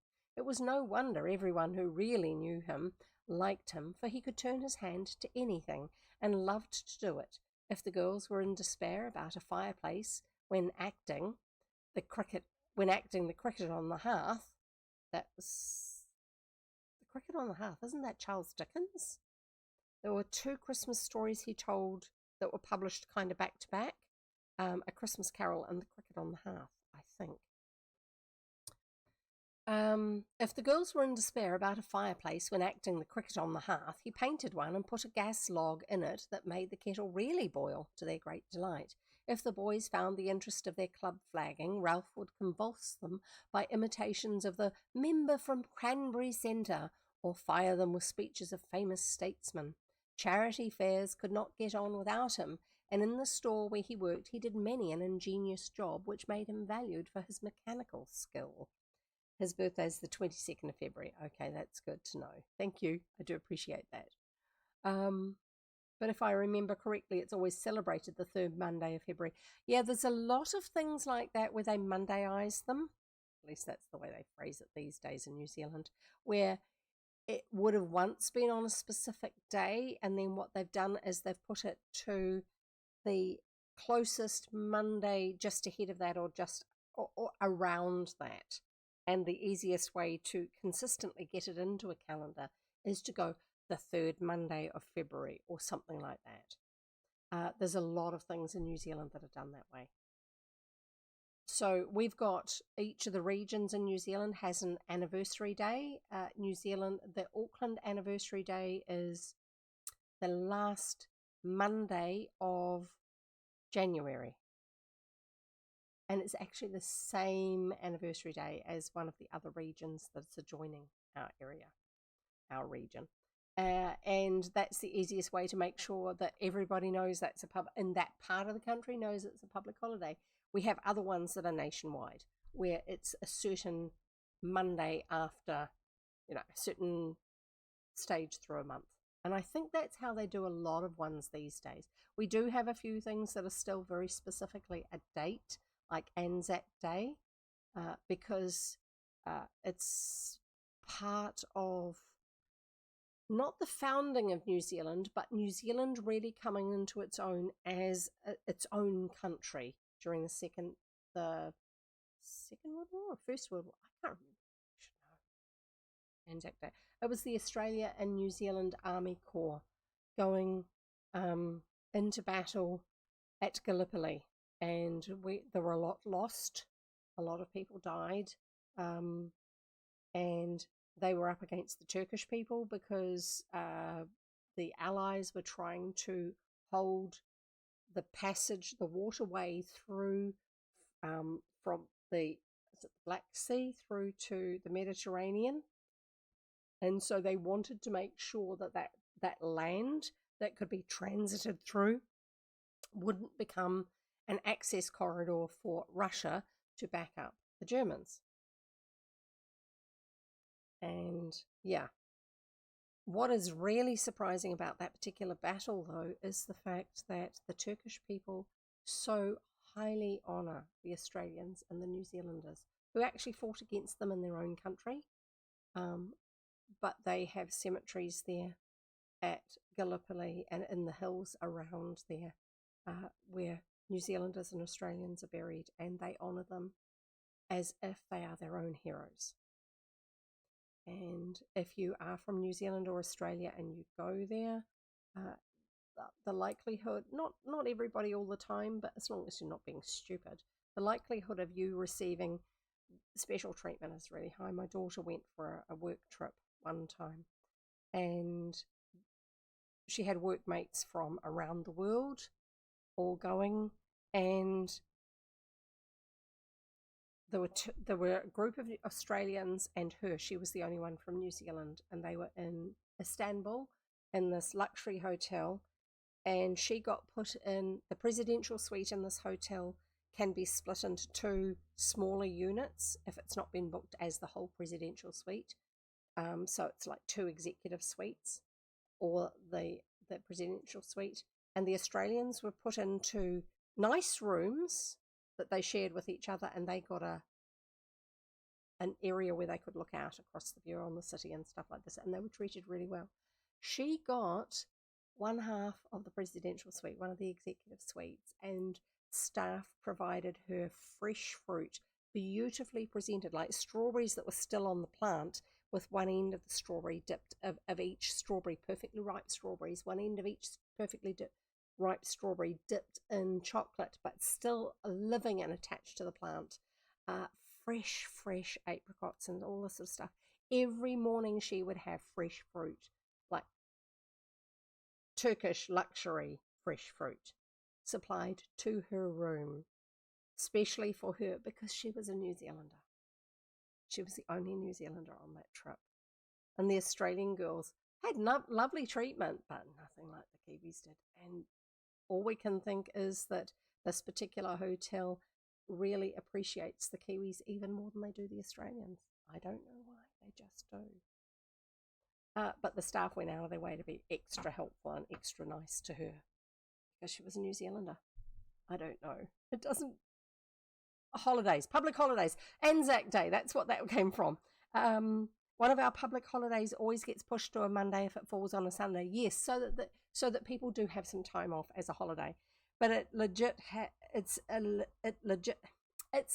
a fixed date. It's the birthday of a living sovereign, so they just do it to get a free day. Yeah, no, I can understand that.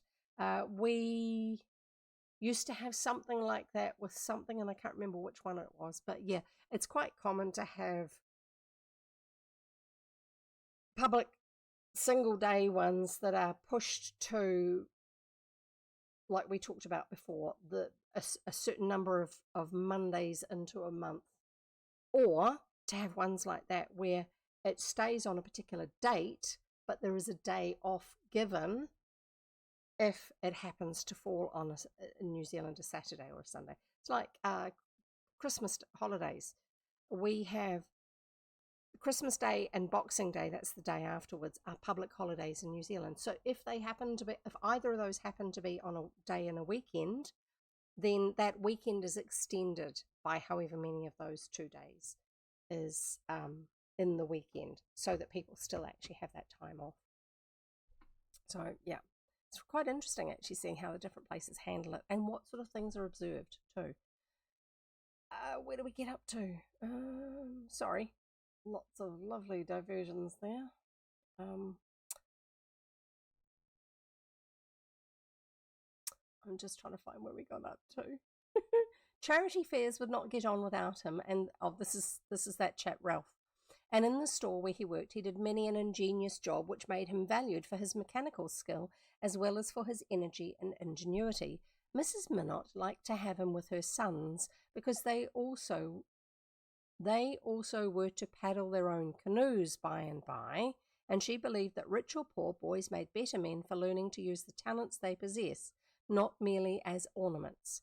Paddle their own canoes. They're going to have to make their own way at some stage. So she thinks they need to learn how to work. Good on her.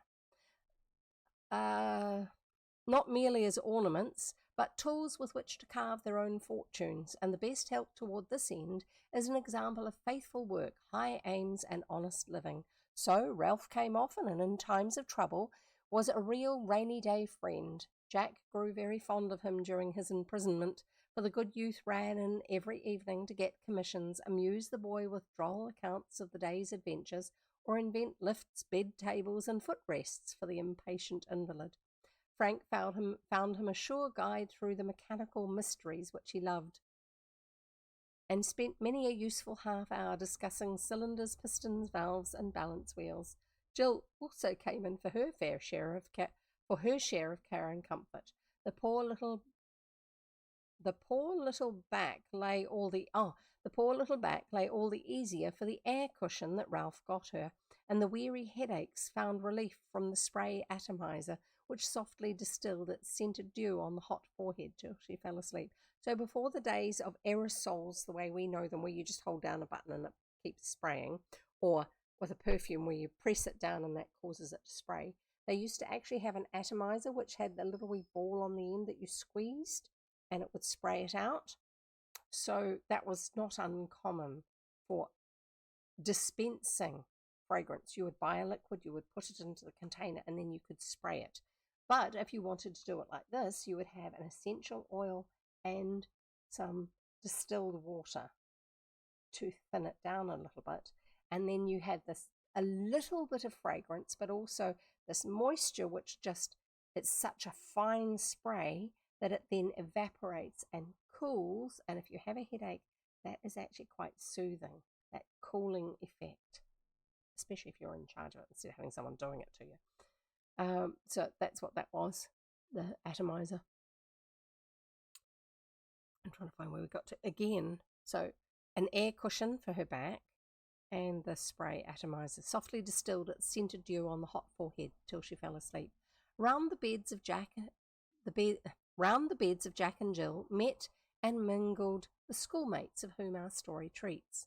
Never probably did invalids have gayer times than our two after a week of solitary confinement. The school gossip crept in, games could not be prevented, and Christmas secrets were concocted in those rooms till they were regular conspirators' dens, when they were not little bedlams, in other words, not mad with a noise. After the horn and bead labours were over, the stringing of popcorn on red and cranberries on white threads came next, and Jack and Jill often looked like a new kind of spider in the pretty webs hung about them. Oh my goodness, till reeled off to bide their time in the Christmas closet. So they're all those threads of cranberries and, what was the other one? Popcorn. Never done it. Unless we did it when I was in Canada when I was little. But I don't think so. I think we left just before Christmas, I'm not sure. Paper flowers followed, and gay garlands and bouquets blossomed, regardless of the snow and frost without. Then there was a great scribbling of names, verses, and notes to accompany the steadily increasing store of odd parcels which were collected at the Minotts, for gifts from everyone were to ornament the tree, and contributions poured in as the day drew near. But the secret which most excited the young people was the deep mystery of certain proceedings at the Minott house. No one but Frank, Ralph, and Mamma knew what it was, and the two boys nearly drove the others distracted by the tantalizing way in which they hinted at joys to come, talked strangely about birds, went measuring round with foot rules, and shut themselves up in the boys' den, as a certain large room was called. This seemed to be the centre of operations, but beyond the fact of the promised tree, no ray of light was permitted to pass the jealously guarded doors. Strange men with paste pots and ladders went in. Glue pot, paste pots. Furniture was dragged about, and all sorts of boyish lumber was sent up garret and down cellar. Lumber, excess, not needed bits and pieces, even though lumber is also used to mean building timber, like a lumber yard. Not used in New Zealand, we call it a timber yard. It's more American or North American. Mrs. Minott was seen pondering over heaps of green stuff. Hammering was heard. Singular bundles were smuggled upstairs. Flowering plants betrayed their presence by whiffs of fragrance when the door was opened, and Mrs. Peck was caught smiling all by herself in a back bedroom, which usually was shut up in winter. "They are going to have a play after all, and that green stuff was the curtain," said Molly Lou, as the girls talked it over one day when they sat with their backs turned to one another, putting last stitches in certain bits of work which had to be concealed from all eyes, though it was found convenient to ask one another's taste as to colour, materials, and sizes of these mysterious articles. So they're all crafting gifts for each other by the sound of it. I think it's going to be a dance. I heard the boys doing their steps when I went in last evening to find out whether Jack liked blue or yellow best, so I could put the bow on his pen wiper, declared Mary, knitting briskly away at the last of the pair of pretty white bed socks she was making for Jill, right under her inquisitive little nose. They wouldn't have a party of that kind without Jack and me. It's only an extra nice tree. You see if it isn't, answered Jill from behind the pillows, which made a temporary screen to hide the toilet mats she was preparing for all her friends. That would be a little, that would probably be toilet mat.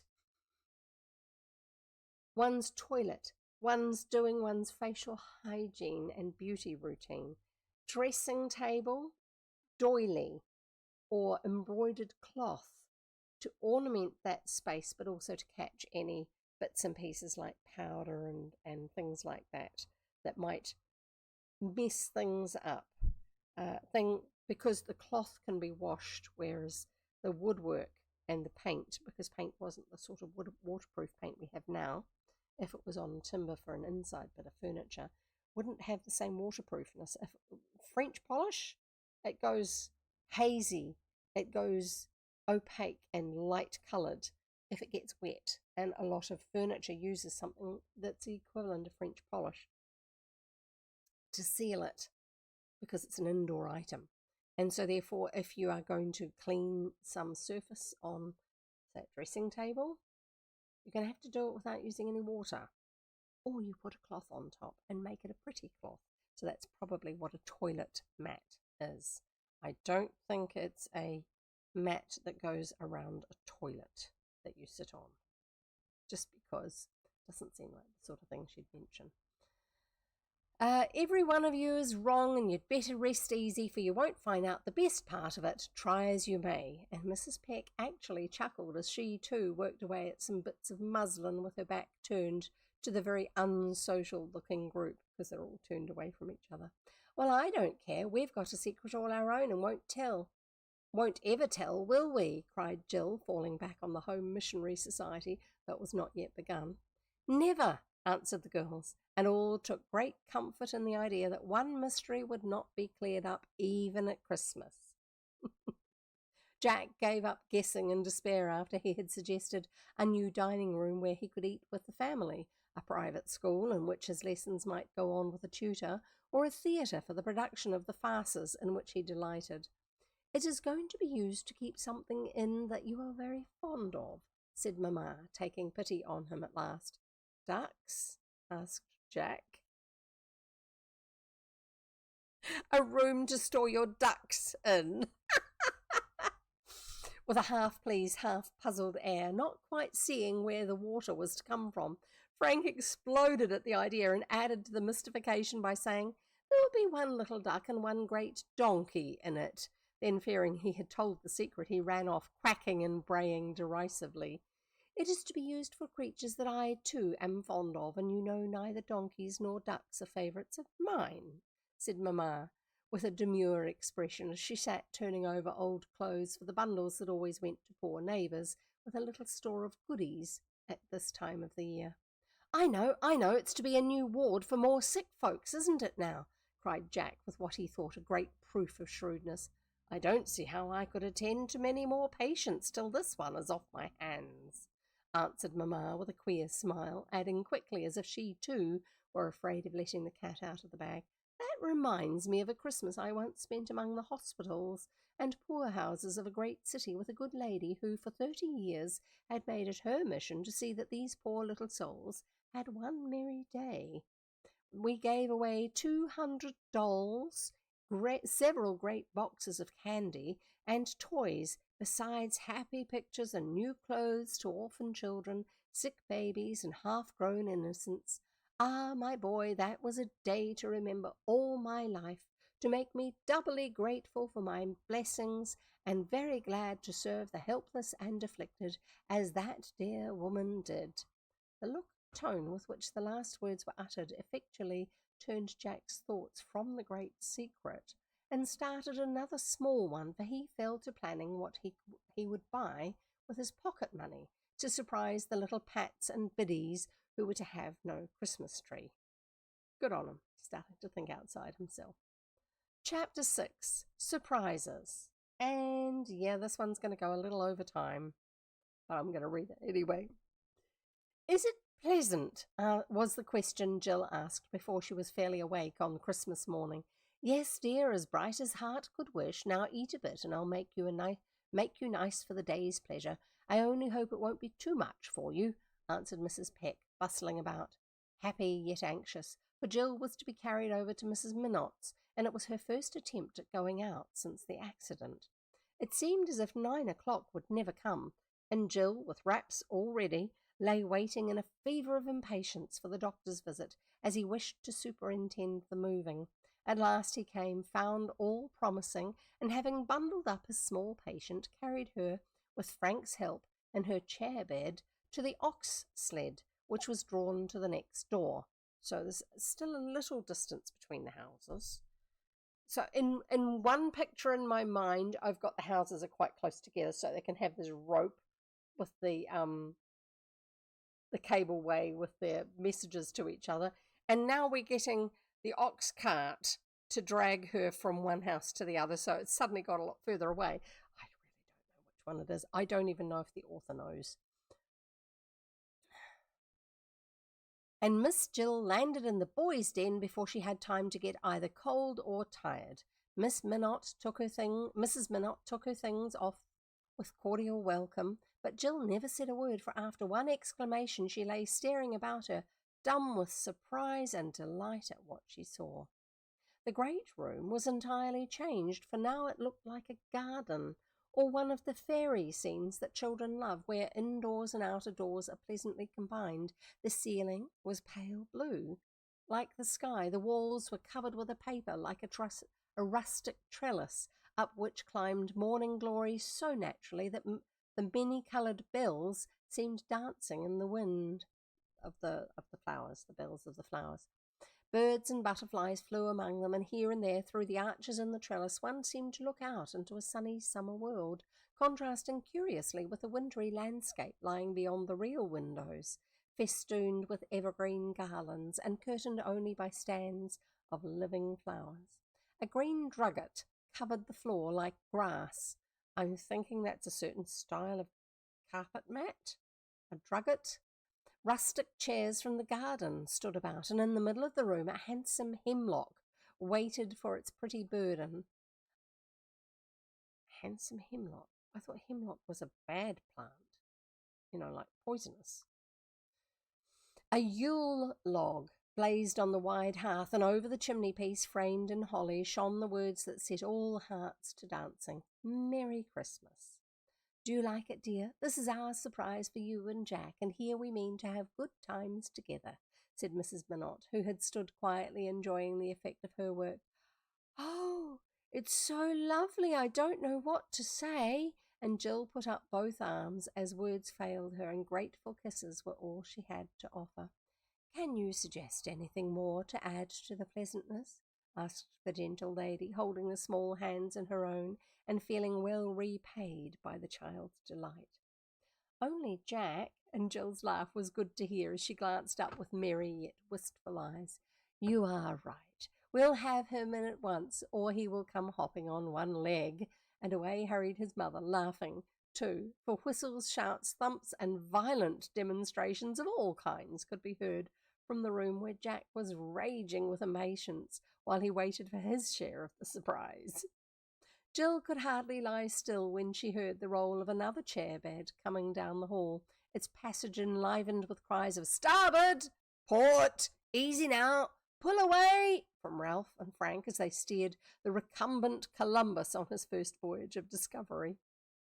"Well, I call that handsome," was Jack's exclamation when the full beauty of the scene burst upon his view.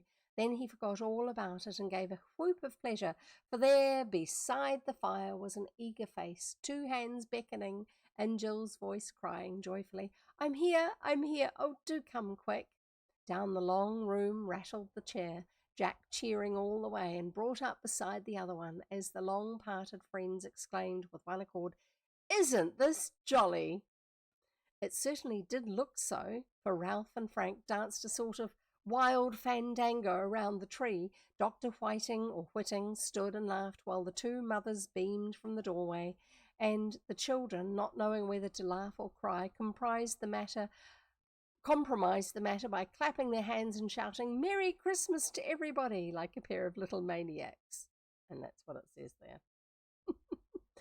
Then they all sobered down, and the busy ones went off to the various duties of the day, leaving the young invalids to repose and enjoy themselves together. How nice you look, said Jill when they had duly admired the pretty room. So do you, gallantly returned Jack as he surveyed her with unusual interest. They did look very nice, though happiness was the principal beautifier. Jill wore a red wrapper, shawl or scarf around her to keep her warm, with the most brilliant of all the necklaces sparkling at her throat over a nicely crimped frill her mother had made in honour of the day. All the curly black hair was gathered into a red net, and a pair of smart little moccasins covered her feet that had not stepped for many a weary day. Jack was not so gay, but had made himself as fine as circumstances would permit. A grey dressing gown with blue cuffs and collar was very becoming to the blonde youth, an immaculate shirt, best studs, because buttons were not fixed on good formal shirts. You had collar studs and shirt studs that worked in the place of buttons.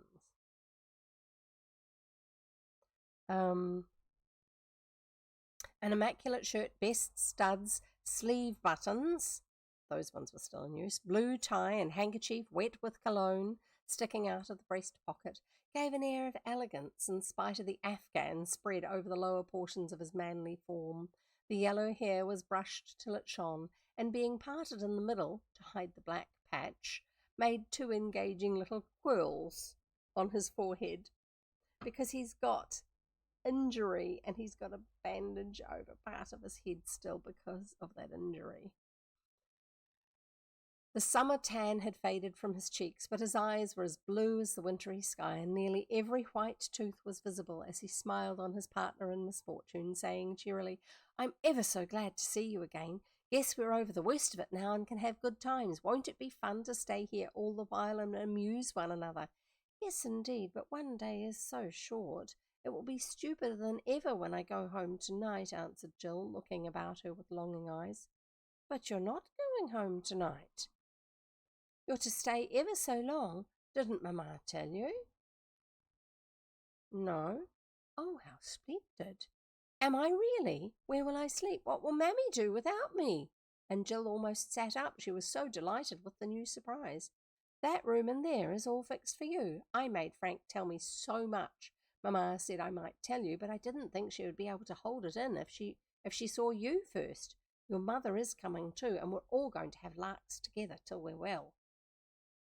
So, mother and daughter are moving in with the Minotts. There you go. The splendour of this arrangement took Jill's breath away, and before she got it again, in came Frank and Ralph with 2 clothes baskets of treasures to be hung upon the tree. So the tree is plain. That's the hemlock, I guess. The tree is plain, and then they decorate it on the day, because there's so many different traditions with Christmas trees. While they wired on the candles, the children asked questions and found out all they wanted to know about the new plans and pleasures. Who fixed all this? Mamma thought of it, and Ralph and I did it. He's the man for this sort of thing, you know. He proposed cutting out the arches and sticking on the birds and butterflies just where they looked best. I put those canaries over there, and they looked so well against the blue, and Frank proudly pointed out some odd orange-coloured fowls looking as if they were having fits in the air, but very effective nonetheless. Your mother said you might call this the bird room. We caught a scarlet tanager for you to begin with, didn't we, Jack? Tanager? I think it's tanager, not tanager. I don't know. We don't have them in New Zealand. And Ralph threw a bonbon at Jill, who looked very like a bright little bird in a warm nest. Good for you, yes, and we are going to keep her in this pretty cage till we can both fly off together. I say, Jill, where shall we be in our classes when we do get back? And Jack's merry face fell at the thought. At the foot if we don't study and keep up. Doctor said I might study sometimes if I'd lie still as long as he thought best. And Molly brought home my books, and Mary says she'll come in every day and tell me where the lessons are. I don't mean to fall behind if my backbone is cracked. Oh, finally, somebody who said it, said Jill with a decided nod that made several black rings fly out of the net to dance on her forehead, to black ringlets of her hair. Frank said he'd pull me along in my Latin, but I've been lazy and haven't done a thing. Let's go at it and start fair for New Year, proposed Jack, who did not love to study, as the bright girl did, but was ashamed to fall behind her in anything. All right, they've been reviewing so we can keep up when they begin if we work next week, while the rest have a holiday. Oh dear, I do miss school dreadfully. And Jill sighed for the old desk, every blot and notch of which was dear to her. There come our things, and pretty nice they look too, said Jack, and his mother began to dress the tree, hanging up the gay horns, the gilded nuts, red and yellow apples and oranges, and festooning long strings of popcorn and scarlet cranberries from bough to bough, with the glittering necklaces hung where the light would show their colours best. I never saw such a splendid tree before. I'm glad we could help, though we were ill. Is it all done now? Asked Jill, when the last parcel was tied on and everybody stood back to admire the pretty sight. One thing more. Hand me that box, Frank, and be very careful that you fasten this up firmly, Ralph, answered Mrs. Minot, as she took from its wrappings the waxen figure of a little child. The rosy limbs were very lifelike, so was the smiling face under the locks of shining hair. Both plump arms were outspread as if to scatter blessings over all, and downy wings seemed to flutter from the dimpled shoulders, making an angel of the baby. Is it St. Nicholas? Asked Jill, who had never seen that famous personage and knew but little of Christmas festivities. It is the Christ child whose birthday we are celebrating.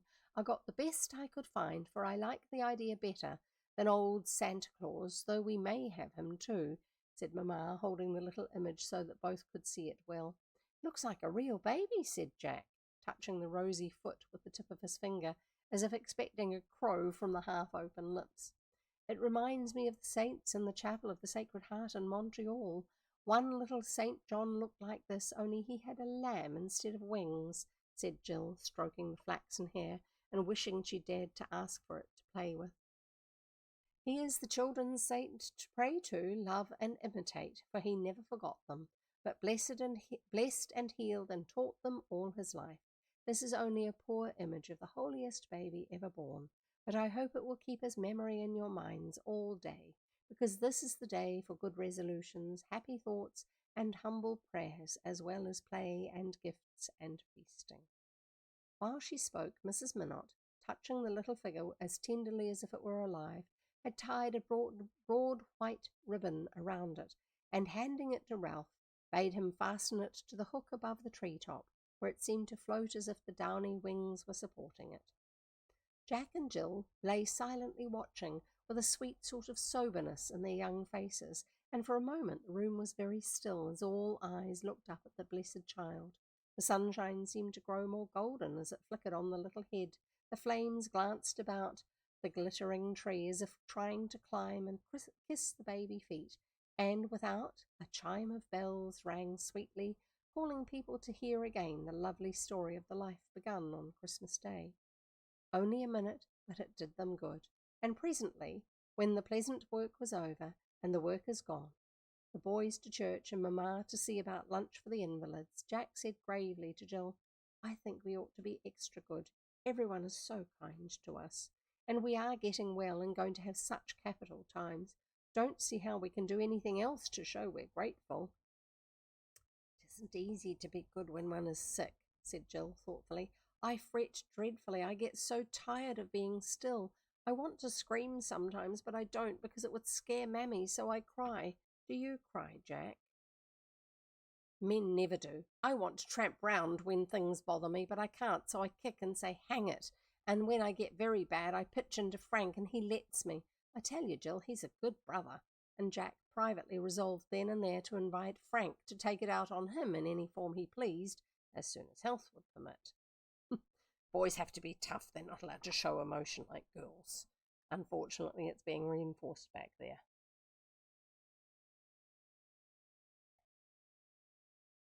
At least they both have a way of expressing it somehow, even if it's not necessarily in the healthiest of ways these days. I rather think we shall grow good in this pretty place, for I don't see how we can be bad if we want to. It's all so nice and sort of pious here, said Jill, with her eyes on the angel over the tree. A fellow can be awfully hungry, I know that. I didn't half eat breakfast. I was in such a hurry to see you and know all about the secrets. Frank kept saying I couldn't guess that you had come, and I never would be ready till finally I got mad and fired an egg at him and made no end of a mess. So he threw one of his breakfast eggs at his brother. Jack and Jill went off into a gale of laughter at the idea of dignified Frank dodging the egg that smashed on the wall, leaving an indelible mark of Jack's besetting sin, impatience. Just then Mrs. Minot came in, well pleased to hear such pleasant sounds and to see two merry faces, where usually one listless one met her anxious eyes. The new medicine works well, neighbour, she said to Mrs. Peck, who followed with the lunch tray. Indeed it does, mem. I feel as if I'd taken a sup myself. I'm that easy in my mind. And she looked so too, for she seemed to have left all her cares in the little house when she locked the door behind her, and now stood smiling with a clean apron on, so fresh and cheerful that Jill hardly knew her own mother. Jill has probably never known her mother not to be in a worried state about how they're going to survive. Things taste better when you have someone to eat with you, observed Jack as they devoured sandwiches and drank milk out of little mugs with rosebuds on them. Don't eat too much or you won't be ready for the next surprise, said his mother, when the plates were empty and the last drop gone down throats dry with much chatter. More surprises! Oh, what fun! Cried Jill, and all the rest of the morning and the intervals of talk and play they tried to guess what it could be. At 2:00 they found out, for dinner was served in the bird room, and the children revelled in the simple feast prepared for them. The two mothers kept the little bed tables well supplied, and fed their nurslings like maternal birds, while Frank presided over the feast with great dignity, and ate a dinner which would have astonished Mamma if she had not been too busy to observe how fast the mince pie vanished. The girls said Christmas was spoiled because of us, but I don't think so, and they won't either when they see this splendid place and know all about our nice plans, said Jill, luxuriously eating the nut meats Jack picked out for her as they lay in Eastern style at the festive board, as they're lying down to eat, so, the whole reclining while you eat, although they're not on their fronts or on their sides. He might be, she's not, probably. Nut meats, in this case, is where you open up the shell of a nut and then eat the inside edible part. That's the meat of the nut. Whereas if you grew up in a country where the company Sanitarium exists, which does vegetarian food products and also does breakfast cereals and a bunch of other things like that, one of the things that they do is called nut meat, which is a really old protein alternative that is not meat for people who are vegetarian. Doesn't taste great, but I suppose if you're not going to eat meat, yeah, there you go. And I think they made it using nuts as part of the protein. I don't know, can't remember. Probably nuts and legumes.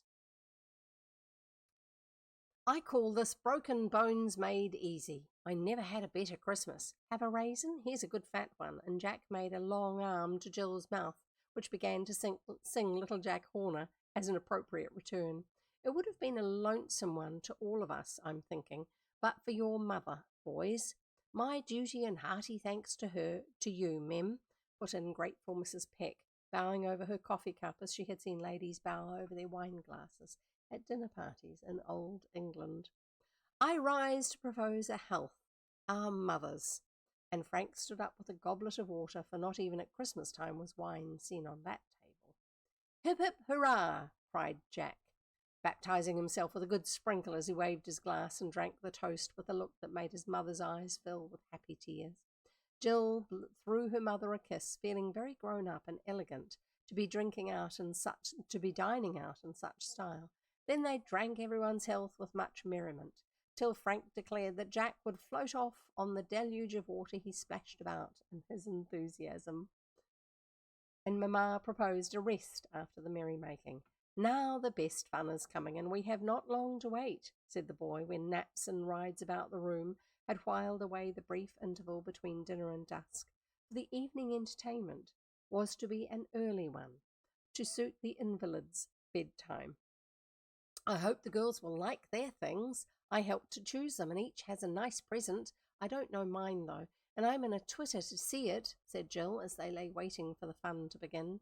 I do. I chose it, so I know you will like one of them anyway. Have I got more than one? I guess you'll think so when they're handed down. The bell was going all day yesterday, and the girls kept bringing in bundles for you. I see 7 now. And Jack rolled his eyes from one mysterious parcel to another hanging on the laden boughs. I know something too. That square bundle is what you want ever so much. I told Frank, and he got it for his present.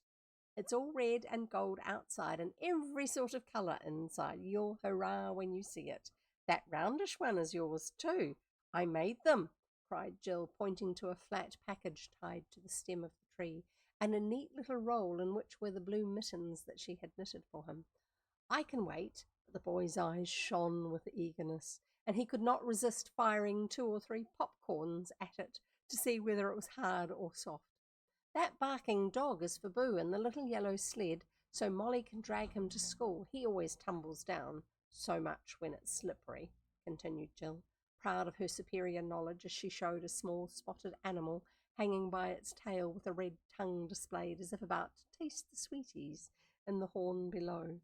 Don't talk about sleds, for mercy's sake. I never want to see another, and you wouldn't either if you had to lie with a flat iron tied to your ankle as I do. So he's been in traction, a flat iron. So leg, foot, probably some sort of harness around his leg with a cord, and then over the end of the bed end with a flat iron, heavy weight, cast iron, hanging off the end, just to keep a little bit of tension on it so that the bones stay more in line rather than pushing past each other as the muscles try to tense up. Yes. Let's carry on. Flat iron hanging off it.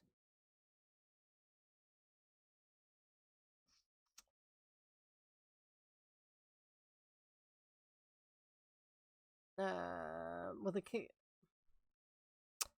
Don't talk about sleds, for mercy's sake. I never want to see another, and you wouldn't either if you had to lie with a flat iron tied to your ankle as I do, said Jack, with a kick of the well leg and an ireful glance at the weight attached to the other that it might not contract while healing. So even while he's actually out of bed in this wheeled bed, he's still got the flat iron hanging off the end. Well, I think plasters and liniment and rubbing as bad as flat irons any day. I don't believe you have ached half so much as I have, though it sounds worse to break legs than to sprain your back, protested Jill, eager to prove herself the greater sufferer, as invalids are apt to be. I guess you wouldn't think so if you'd been pulled around as I was when they set my leg. Caesar, how it did hurt! And Jack squirmed at the recollection of it. You didn't faint away as I did when the doctor was finding out if my vertebrums were hurt. So now, cried Jill, bound to carry her point, though not at all clear what vertebrae were. Puh! Girls always faint. Men are braver, and I didn't faint a bit in spite of all that horrid agony. You howled. Frank told me so. Doctor said I was a brave girl, so you needn't brag, for you'll have to go on a crutch for a while. I know that. You may have to use 2 of them for years, maybe. I heard the doctor tell my mother so. I shall be up and about long before you will. Now then. Both children were getting excited, for the various pleasures of the day had been rather too much for them, and there was no knowing but they would have added the sad surprise of a quarrel to the pleasant ones of the day if a cheerful whistle had not been heard, as Ralph came in to light the candles and give the last artistic touches to the room. Well, young folks, how goes it? Had a merry time so far? He asked as he fixed the steps and ran up with a lighted match in his hand. Very nice, thank you, answered a prim little voice from the dusk below, for only the glow of the fire filled the room just then. Jack said nothing, and two red, sulky faces were hidden in the dark, watching candle after candle sputter, brighten, and twinkle, till the trembling shadows began to flit away like imps afraid of the light. Now he'll see my face, and I know it is cross, thought Jill, as Ralph went round the last circle, leaving another line of sparks among the hemlock boughs.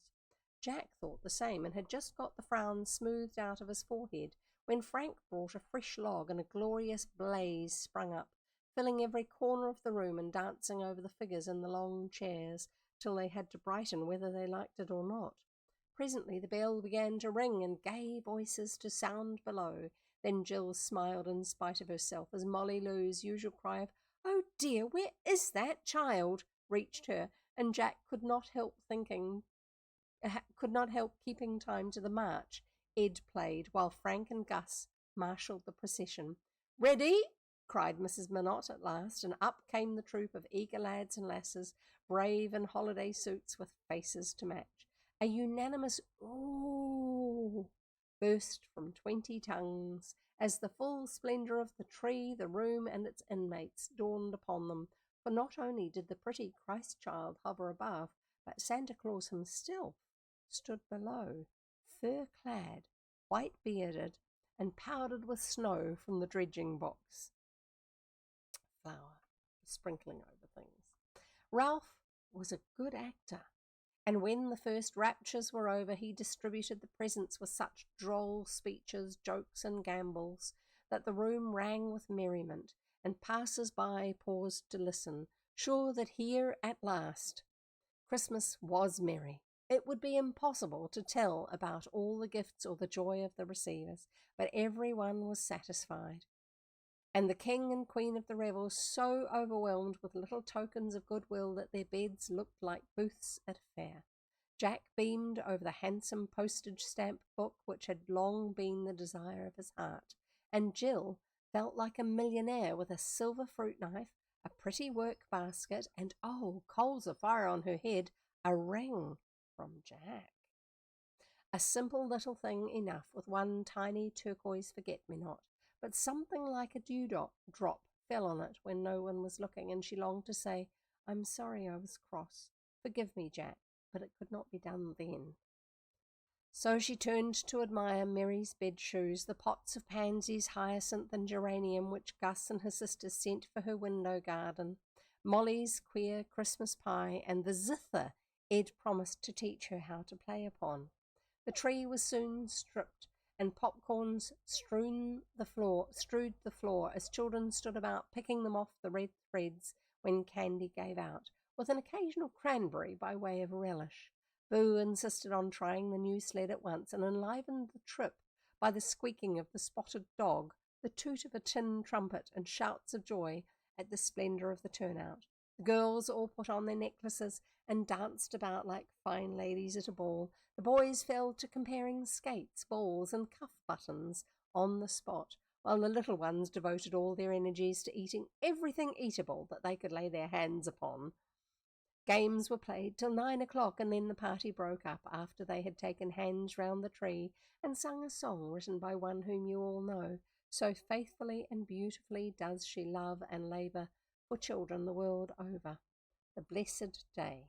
What shall little children bring on Christmas Day, on Christmas Day? What shall little children bring on Christmas Day in the morning? This shall little children bring on Christmas Day, on Christmas Day. Love and joy to Christ their King on Christmas Day in the morning. I don't know who wrote this, do you? What shall little children sing on Christmas Day, on Christmas Day? What shall little children sing on Christmas Day in the morning? The grand old carols shall they sing on Christmas Day, on Christmas Day. With all their hearts their offerings bring on Christmas Day in the morning. Jack was carried off to bed in such haste that he had only time to call out good night before he was rolled away, gaping as he went. Jill soon found herself tucked up in the great white bed she was to share with her mother, and lay looking about the pleasant chamber, while Mrs. Peck ran home for a minute to see that all was safe there for the night. After the merry din, the house seemed very still, with only a light step now and then, the murmur of voices not far away, or the jingle of sleigh bells from without, and the little girl rested easily among the pillows, thinking over the pleasures of the day, too wide awake for sleep. There was no lamp in the chamber, but she could look into the pretty bird room, where the firelight still shone on flowery walls, deserted tree, and Christ child floating above the green. Jill's eyes wandered there and lingered till they were full of regretful tears, because the sight of the little angel recalled the words spoken when it was hung up, the good resolution she had taken then, and how soon it was broken. I said I couldn't be bad in that lovely place, and I was a cross, ungrateful girl after all they've done for Mammy and me. Poor Jack was hurt the worst, and he was brave, though he did scream. I wish I could go and tell him so and hear him say, "All right." Oh me, I've spoiled the day. A great sob choked more words, and Jill was about to have a comfortable cry when someone entered the other room, and she saw Frank doing something with a long cord and a thing that looked like a tiny drum. Quiet as a bright-eyed mouse, Jill peeped out, wondering what it was, and suspecting mischief, for the boy was laughing to himself as he stretched the cord and now and then bent over the little object in his hand, touching it with great care. Maybe it's a torpedo to blow up and scare me. Jack likes to play tricks. Well, I'll scream loud when it goes off, so he'll be satisfied that I'm dreadfully frightened, thought Jill, little dreaming what the last surprise of the day was to be. Presently a voice whispered, "I say, are you awake?" "Yes." "Anyone there but you?" "No." "Catch this then. Hold it to your ear and see what you'll get." The little drum came flying in, and catching it, Jill, with some hesitation, obeyed Frank's order.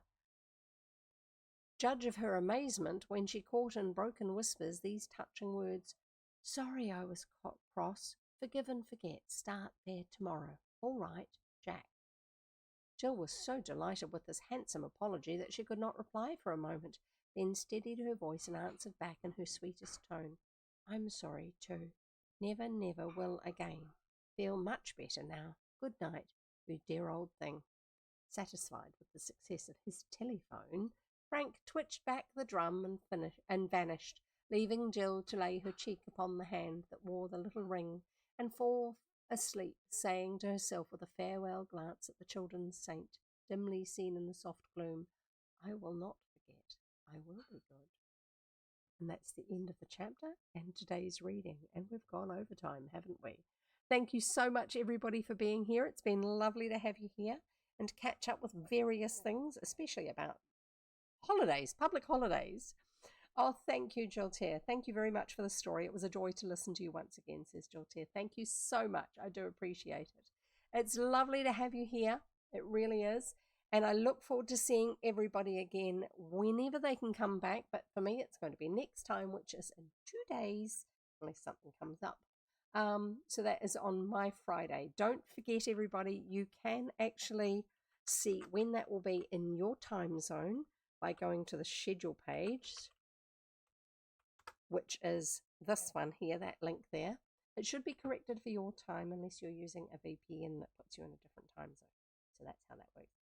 Don't forget to watch the Modloon video, and don't forget to modify your own profile on Twitch and do something wonderfully reflective of who you are and your interests, even if you only see yourself as a viewer or a listener, not a streamer. Don't forget, go and do your artistic or intriguing or humorous thing, something that's very you. And we'll see you all next